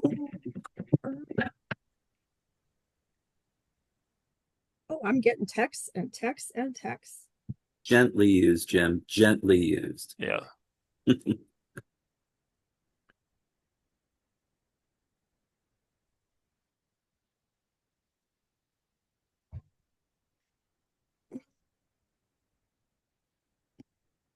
right, let me just see. John, can you stay on? Yep, I plan on staying around. Yeah, you did. Thanks, John. I see Drew. I see a lot of you. All right. All right. Are we good? Let's cook this. All right. New officials. Hello. I'm Sarah. If I haven't met you yet, if you did it on court, hi. You've already met me. So let's get through some things before we let you go. ZebraWeb. ZebraWeb is our signing system. You can't sign up for ZebraWeb. You have to be activated by me. Activations usually come after your on-court observation. If your observation isn't till the middle of January, I sometimes activate you early just to get your calendar. And I give you all the steps on how to block your calendar. ZebraWeb is pretty simple. You have one app you use, one link you use. It's super easy. I'm also here for phone calls if you need help walking through it. A big thing about, let's just talk quickly about assigning. I usually don't start assigning people until, especially new people, until you let me know your calendar's been blocked. Because declining is just rough on everyone. And I get, we're all independent. We can accept and decline whatever we want. Totally get that. But I need to see an active calendar. Like I said, I have over 300 tournaments and 250 RFs. So if I see you available and there's an event in your area, you most likely are going to be assigned. And how to accept it, you will get a notification that you've been assigned match or event number so-and-so and so-and-so. You log in and you click accept. If you don't click accept, it will stay pending. And after a good 3-4 days of being pending, I may or may not reach out, but it may be reassigned to someone else in line. So a lot of these events, especially local ones, are highly desired events by other officials. So I want to make sure I get them filled in proper time, but also make sure we have appropriate communication about that. Hi. I have a question, Sarah, about my schedule. If I don't know if I'm available, we've done this song and dance. Sorry, people. This is our third meeting together. We know we have this down. But these are for your benefit. If I don't know if I'm scheduled to work, is it better to have an unblocked schedule and decline an assignment, or block my schedule and then reach out to you if I'm available? Block it. Block it, block it, block it. So you're better off blocking days you're on call. Days that you even can work a half day, just block it. Block it, and then guess what? Send me an email and let me know you're available for a half day. Then I will tell you to open it, and then I will assign you with a note saying you can work till this, or you can only work till this. It makes my brain, it just makes things easier. When you have a full day open, that's a full day you're available to ref from 8 to 8. So if you have preferences, or if you're on call, or if you're not sure, block it, be safe. And then let me know. Email me. I was on email for like 5 hours today responding to people's availability. So it's all good. Welcome to the season. That's where you can also say, hey, Sarah, I'm new, but I love to travel. And so if you want to drive 3 hours to an event, let me know. If you want to stay within an hour, that's normally I keep you guys within 60 miles of where you are. So within maybe less than an hour. Oh, I know where you're going. I'm I not have gonna another answer it. question, Sarah. If I am a college student, which address do I put in ZebraWeb? Do I put in my college address in ZebraWeb or do I put in my home address? You put in your main residence. So put your college residence in, okay?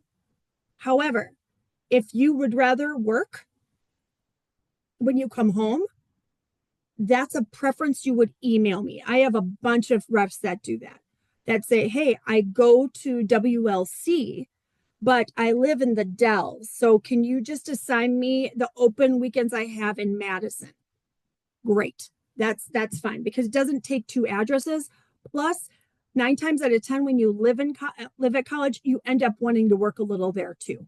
So I'd rather have you put your main residence, and then I can make notes in a Google form for signing that Susie B would rather work here than here. And then we just keep communicating, text, phone calls, emails, easy breezy. And please don't take another assignment because you think it's better and then you think Sarah's not going to find out. Assigners talk to each other. And so you take this tournament that you think is a little bit better and you tell Sarah, oh, I'm not feeling good. Sarah's going to know because they're probably going to reach out to her and say, hey, tell me about this referee. Are they any good? And then Sarah's going to be really disappointed when she realizes that maybe you weren't completely forthright. Now, that said, if something comes up, Sarah's very accommodating and will work with you. Just be honest with her. But if you accept something and something better comes up, your word is your bond. And if you get out of it and she finds out, I know if I was the assigner, that might affect your assignments later, but I won't speak for Sarah. Just be truthful with her. She'll work with you. The big thing is reliability and making. Okay. So when you're assigned, you're a reflection of Badger Region. Okay. And the tournament directors who you're assigned for see who's assigned to their event. I have them built as a team in ZebraWeb. So they'll make a list of the accepted refs, right? And then if something changes, and then they find out too, oh, well, she switched up to something better. That's just not good for anyone. And then it does make you more unreliable. There's no blacklist of where, oh, she's, I don't know. I don't go that deep. I need people and I need people to ref. However, if you're not a reliable ref to be assigned, you may not get as many events. So that's just commonplace as in any job. This is a job. So just a note on that current address. Keep in mind that most, if not all of your events, especially starting out, are going to be on the weekends. So you don't need to block your weekdays. Saturdays and Sundays. That's when I went every weekend, 20 to 30 tournaments a day. Take your pick. All right, here's some reminders for beginners. I'm not going to go through them. Slide deck will be on the website. This recording will be on our YouTube channel, which is linked on our website. Not today. I have to load it, send it to Sharky. He has to format it. And then once he adds it, you'll see the whole recording. You'll be able to refer to this. All right. As a new ref, make sure you talk to those line judges. The first 2 line judges may not be your line judges for set 2. Make sure you tell them, bring all the line judges you think are going to be working. Well, Susie is going to get an SIA bowl. I don't care. Go run and get them. You're younger than me. Run and get them so I can give them the line judge blurb so they're not passing information on themselves. It just makes your match go easier. Libros, I don't need to really, we're going to talk about this later, but just know that make sure your Libro tracker knows that they mark what serve position that one Libro or the Libro position serves for. We've had some younger coaches who've allowed 2 separate Libros serve for both middles or one Libro to serve for both middles. It's illegal. So if you don't understand the Libro serving rules, I'm happy to connect you with me or a mentor and we can explain that. But That's one of the biggest things I tell my young Libero trackers to focus on is where they're serving. Make sure they are contrasting the rest of the team. If you're a high school ref, which we had a ton in the last 2 in-person meetings, remember there's some differences. Look at the rule changes. But one is if the same player contacts the ball, 3rd and 4th contact, where they swing and then it hits off their body on their side, whatever it is, that is considered a 2, not a 4. So those are things that our mentors, some of them are still on the call, will help you with on your on-court observation, because I think a lot of that happened this past Friday. If you give cards, unlike what I think high school, sanctions carry over set to set. They do not go away after the set is done. Oh, sorry. A couple things to make your life as a new ref easier. Get rid of those freaking phones. Phones, no phones, no phones. I tell them, this is case in point, put away your phone, then they put it on their lap. That's not a way. So I don't touch their phones. I do not take it from them, but preventative officiating to make sure the parents aren't screaming score because the kids are on TikTok rather than flipping the score.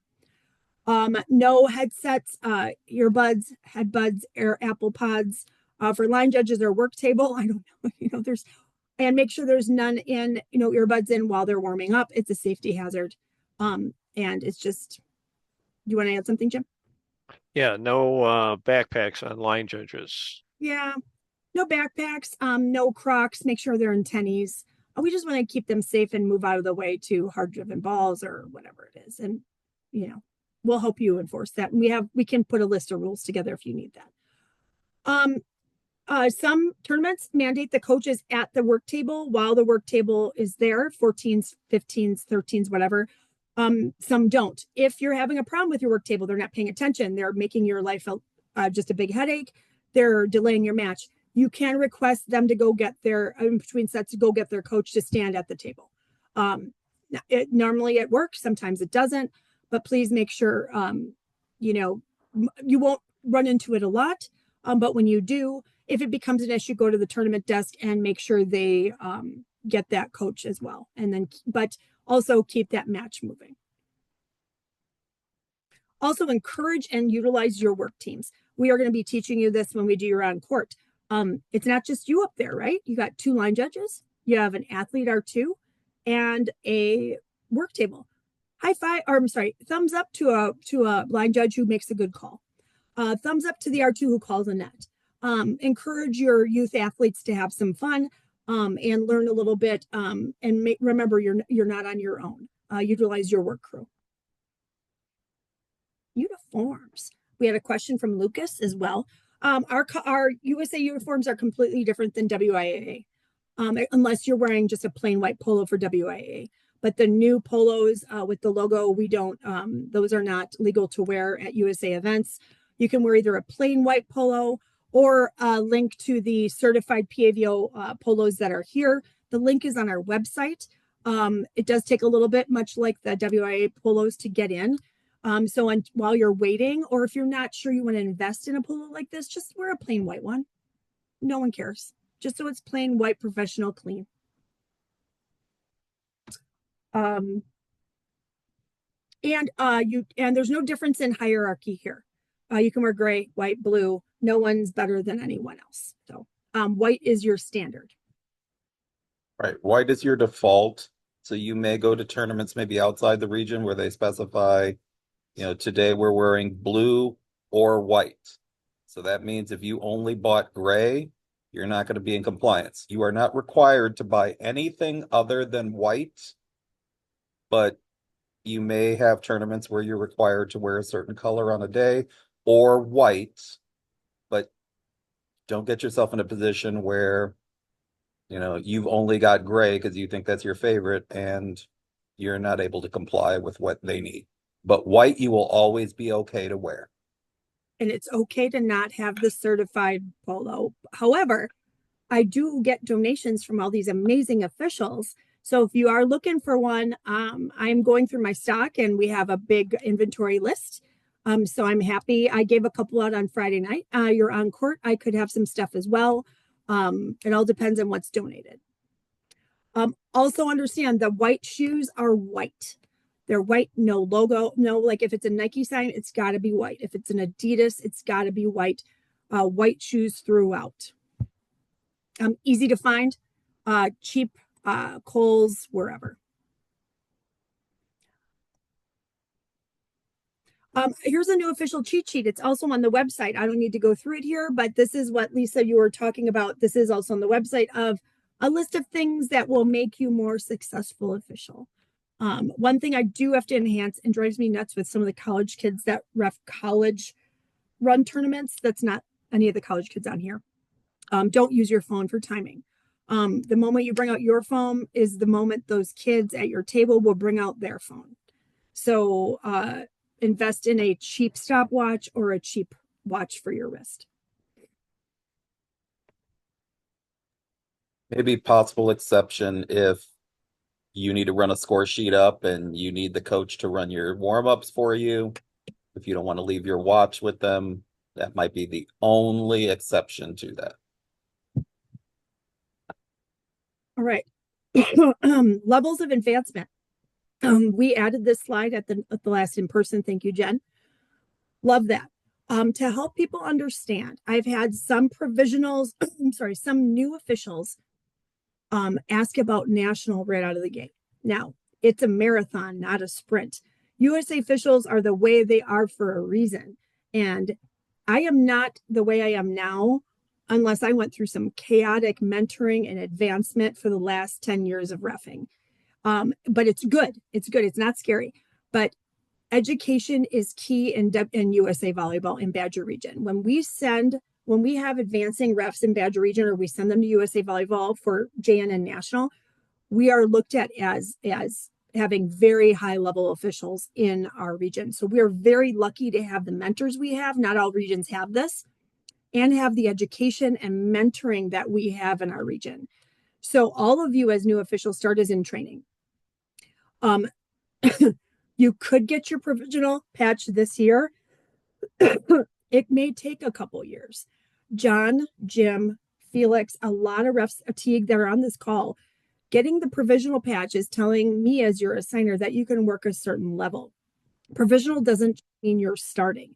It means that you've put the miles in, you've put the mentoring time in, and you've put in just the advancement forward, the improving, and that always comes back to me from tournament directors and mentors about your performance.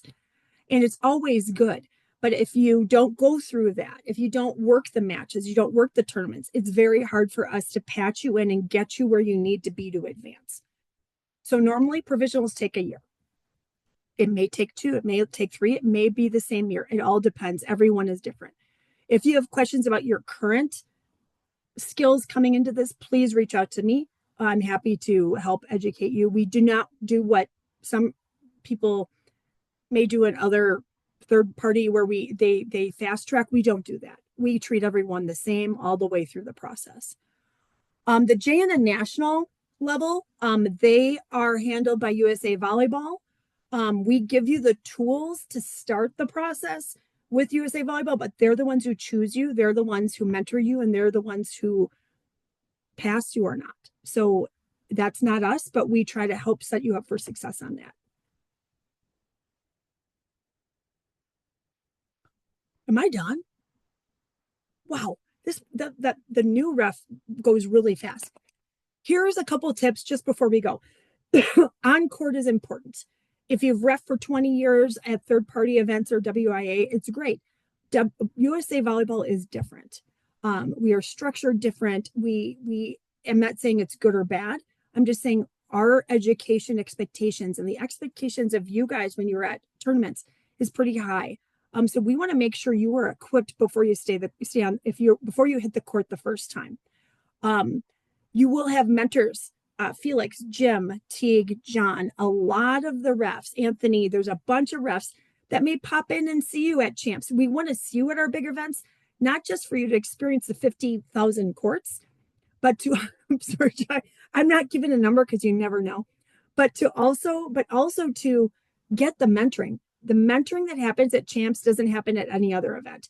I have the ability, because I'm assigning the event and working the event, to give you experience working with Jim Mopson, who's worked everywhere. Felix, Teague, they've worked Big Ten. They've worked all this. You can work with them as a partner. They'll mic you up and it'll be great for your experience. However, you have to be open to taking feedback. You have to be open to mentoring and flexible on that time on the court. I'm happy to help you, but it's up to you to accept those assignments and ask for help and ask for mentoring too, and keep yourself available for those bigger events. Felix or Jim, you guys, or Teague or John, do you guys want to start add anything to that? Before you get worried about being on the headset or anything like that, it is amazing for instant feedback. For those of us who are more than gently used, as we talked about earlier, who are maybe past our warranty date, we would get rated, and we can all identify with this. Our rater is saying, okay, now in the first set at 8-7, do you remember? And no, I don't. Well, there was this one, but no, I don't remember. I don't even remember how this match ended. And you're wanting me to go back and remember something I don't remember at all. With the headsets, we talk about it right away. You get that instant feedback, and then you have an opportunity to work on it during that match instead of maybe taking notes and trying to work on it and not getting any feedback of, am I doing it better? So the headsets are a wonderful opportunity. I will tell you, it's going to be fun if you're working with me on headsets. I'm going to my mission is to Felix, make you crack up at least once. Odd. Do you see? Oh, I have gray hair from being mic'd up with him and Craig Madsen at the same time. So no, I'm just kidding. He makes it well, fun. you deserve that. Really... But Yeah.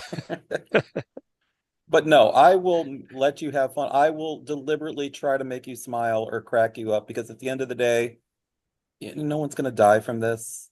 It's fun.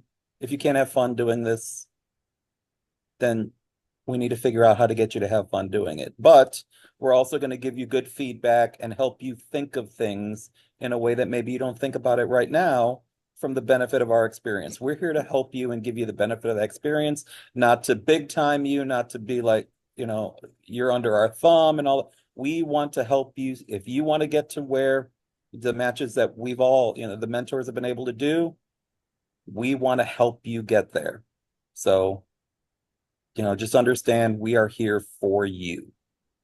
Felix, can you talk about, we had a good discussion about being on the mic and what a new official could have, the earpiece instead of the full mic pack, and just kind of the things to go. Felix or Jim, you were both involved in that conversation. Yeah, but just having the earpiece. That one.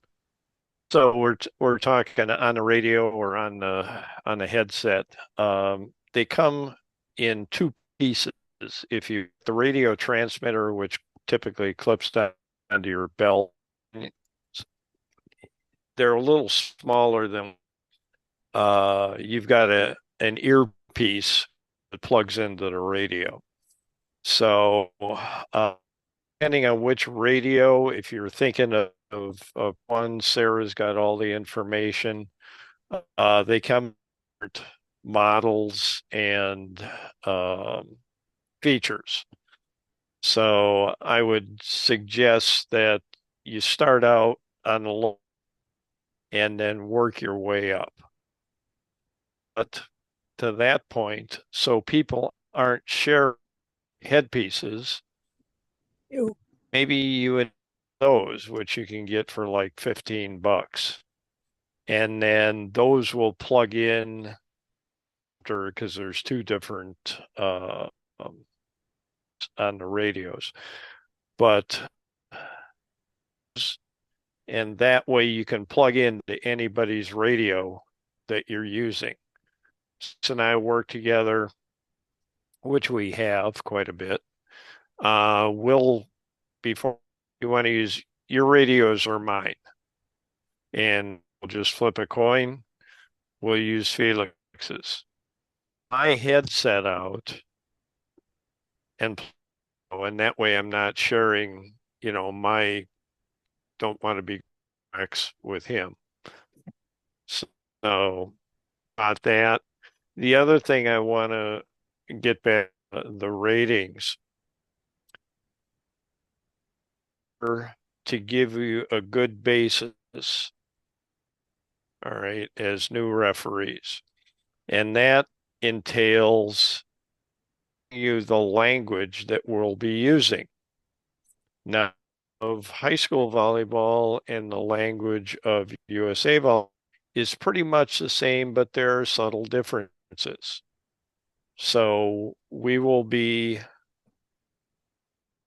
and once you get that internalized and don't have to set an in and out or a touch or what signal be, we'll build on that and give you 2 or 3 things to work on. And once you've internalized things, you add another one. So you're always working on 3 things. If we give you one, we're going to overwhelm you. Assess and see what you can leverage and move on.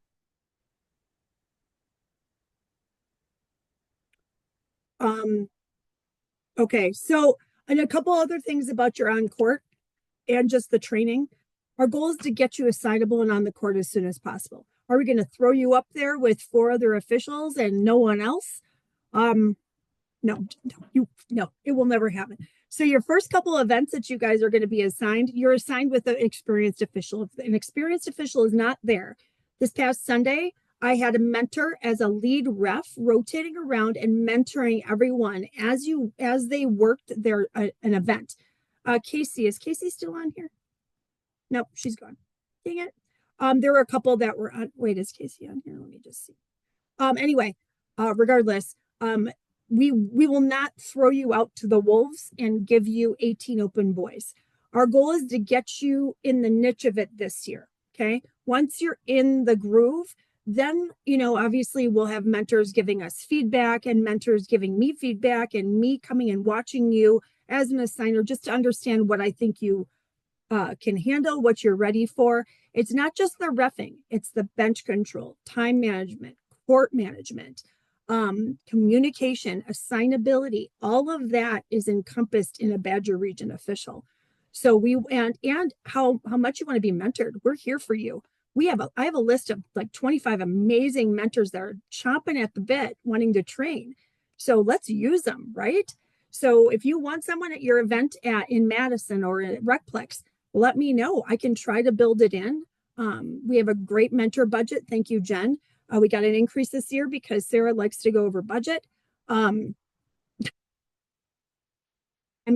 I love assigning mentors. I love watching the learning process happen. So I'm excited. John lives on the west side of John, talk about yourself. You've been so quiet. Sorry, I'm putting you on the spot. Hey. I'm in Never Never Land way up north. So I see everybody once in a while when I get down to the far side of the state. I get a lot of the matches up this way. The one thing I wanted to say about the mentoring side was we are here to help. We want to see everybody become as good of an official as they possibly can. And one of the things I've seen some people is they don't want to ask a question because they don't want to let you know that they don't know. So if you have a question, just ask. We got tons of experience between the mentor crew that very, very happy to see everybody and give them all the info that we can. So yes, I'm out on the far end. I get down to the south corner every once in a while here and get a chance to see everybody and love to work with the crew. Honestly, I love when John comes. He's going to be working our big champs events and he is a great lead official. He sniffs out my anxiety before I even know I have it. And he's like, Sarah, what do you need? What do you need? He's already halfway to the court before I even can tell him what court to go to.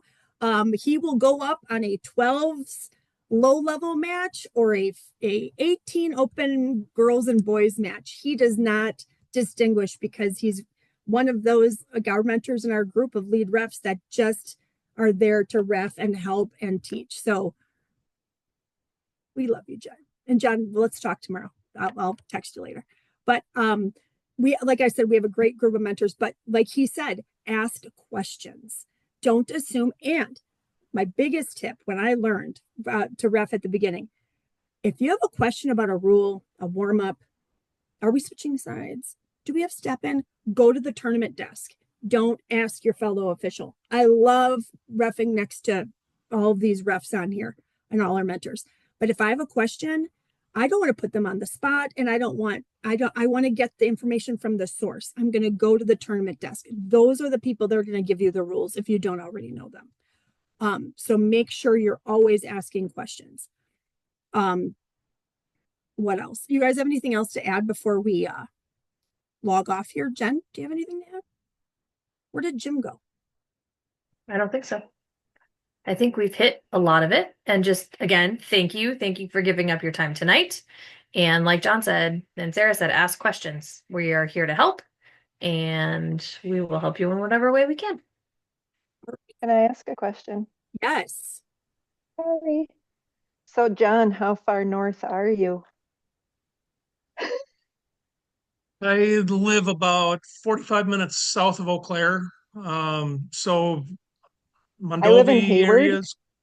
Oh, you're way Not north. that far north. Whoa. That's Um, okay. And So just, maybe- John, what's the name of the town you live in? Well, my mailing address is actually Nelson, Wisconsin. So I'm Nelson from Nelson. When I send his payments, I'm like, this is so crazy that he's Nelson from Nelson. Krista, I have 3 refs in your area that are happy to mentor you. Yay! You're on my list, so you don't have to come to me, sweetie. I'll send people Thank to you. I would never do that to you. I have I am refs in that actually area. scheduled to Huh? be in Milwaukee in February. So I was like, well, maybe, but obviously I'd like to ref within 2 hours of me if I can. Percent. And just assume too, as new officials, if you're scheduled at Badger Champs or the big events for the weekend, it's a weekend with hotel and per diem included. So we talk all about that. You will never ever have to go 4-5 hours for a 1-day event. No, we always make it worth your while. So Krista, I'm happy to work with you and keep you up north. If you only want to go as south as Appleton, or I don't even know. We'll talk about it. We'll figure out what works for you. And I have Jeff Sears, a bunch of refs up north that'll work with you. Thank So you. We'll get that Where are connected. you at, Krista? I live in Hayward. Okay. Maybe if I come up and visit Springers here one day, we'll stop in and chat. Yeah, send me a email or give me a call. And if you need an encore, we may have an opportunity in Eau Claire in Perfect. early February. I'm in the Eau Claire area a lot. My family is from there. Okay. You That'd see be how awesome. John senses it right away and he just does it. That's why we have him. John, you want to tell everyone your title before we go? Well, Okay, so- referee liaison to USAV. Yeah, so he is That my one? Okay. yeah, he's Not what my right, wife calls me. No. right-hand guy, and he's part of our ref committee as well. So you will see him on a lot of the big things and the pop-ups and the training. So we love having him around.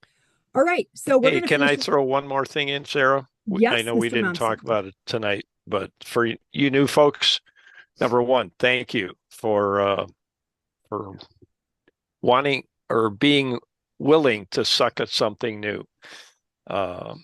So that's from an international referee. Second, keep track of all your expenses because they are tax deductible. So wanted to make sure we said that any mileage, any uniforms you buy, any gear, keep track of it because it is tax deductible at the end of the year. Thank you, Jim. On that thing, on that line, Jim, I think one of the greatest things to do is create a spreadsheet. I worked this date at this place. Here's the expenses that I had. Because later on, if you're going for a junior national or national, sometimes that resume they're looking at how many matches, where have you worked, what have you done, is handy. But at the end of the year, you hit that total button in your mileage column. Kind of makes the eyes pop sometimes. Yeah. But you track My all your mileage- expenses too. Yes. Mileage And overnight, you And know, your overnight stays. IRS, overnight Meals. stays, hotels, meals. Yep. Things like that. Those are all legitimate business expenses. You know, if you have a lot of expenses, track all of it. it might be beneficial to you to speak to an accountant until you're comfortable with how to record these things on your own taxes. But a lot of referees let a lot of money go that they could write off legitimately. So, if you have questions on that, reach out. We'll be more than happy to help guide you through it. But yeah, and don't wait till the end of the year to start your spreadsheet like I'm doing this year. It's not a good idea. Yeah, one thing, we have I don't know if he's a CPA, but he's an accountant up in the Appleton area, and he wrote an article. And I know Sharkey has talked about republishing the article on For Patrick. Yeah. the taxes. Ref bulletin. Lexi wanted me to bring up the pop-ups. We're going to be doing what's called Monday Minutes, not during the day. I don't know when. It all depends on when my mentors are available. And we'll be talking about topics like this: de-escalation, court management, time management, 15-minute little lunch and learns. We may or may not be pre-recording, it might just be a presentation as opposed to a lunch and learn back and forth. I don't know yet. We're still putting together our schedule. Our first one is going to be with Teague the first or second weekend in January. And all of those will be recorded and posted on the website and social media. So any helpful topics that you feel like you're struggling on, we take all that into account. We want to do small education things for our refs. Does that make sense, Lex? Yes, thank you so much. You're welcome. Anything else?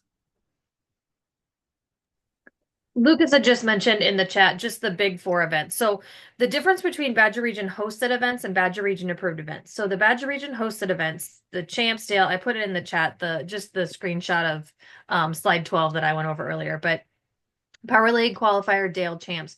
Those are the ones that happen at the Baird Center in Milwaukee, the big convention center in Milwaukee. And those are the ones that we ourselves run. And so then we also run a smaller event called the Badger Boys Series, or BBS. And so those are staffed by us. We also approve more than 300 events to be run by people under USA Volleyball and Badger Region rules. And so clubs, high schools, universities, they're run under the Badger Region rule set, and those are all the events that Sarah also schedules. And so just that it's a little distinction, but it's kind of big in that we only run those specific events, but then the other ones are run under Badger Region rules. And I hope that answered the question. That makes sense. Okay. Again, if something comes up later, email me, let me know. I've been answering emails nonstop. Tis the season. Or if you need anything, let me know. If I did this in person, if you already, we need to get on-court observations done. And normally what I did in person was I'd have a line and I'd say, I'd go through every new ref and make sure they had an on-court observation. If you need one, please email me. I know Drew, you're good. Annie had hers. There's a bunch of you that have had them or are scheduled, but if you need one, email me still, because we already went through one. We have a couple more coming up, but our goal is to get everyone done by like mid-January. Okay. I think we're good. I think we are great. Thank you, everyone, again, and let us know what questions you have. We're here to help. Thanks, guys. Have a great night. Thank you. Thanks for coming out, everybody.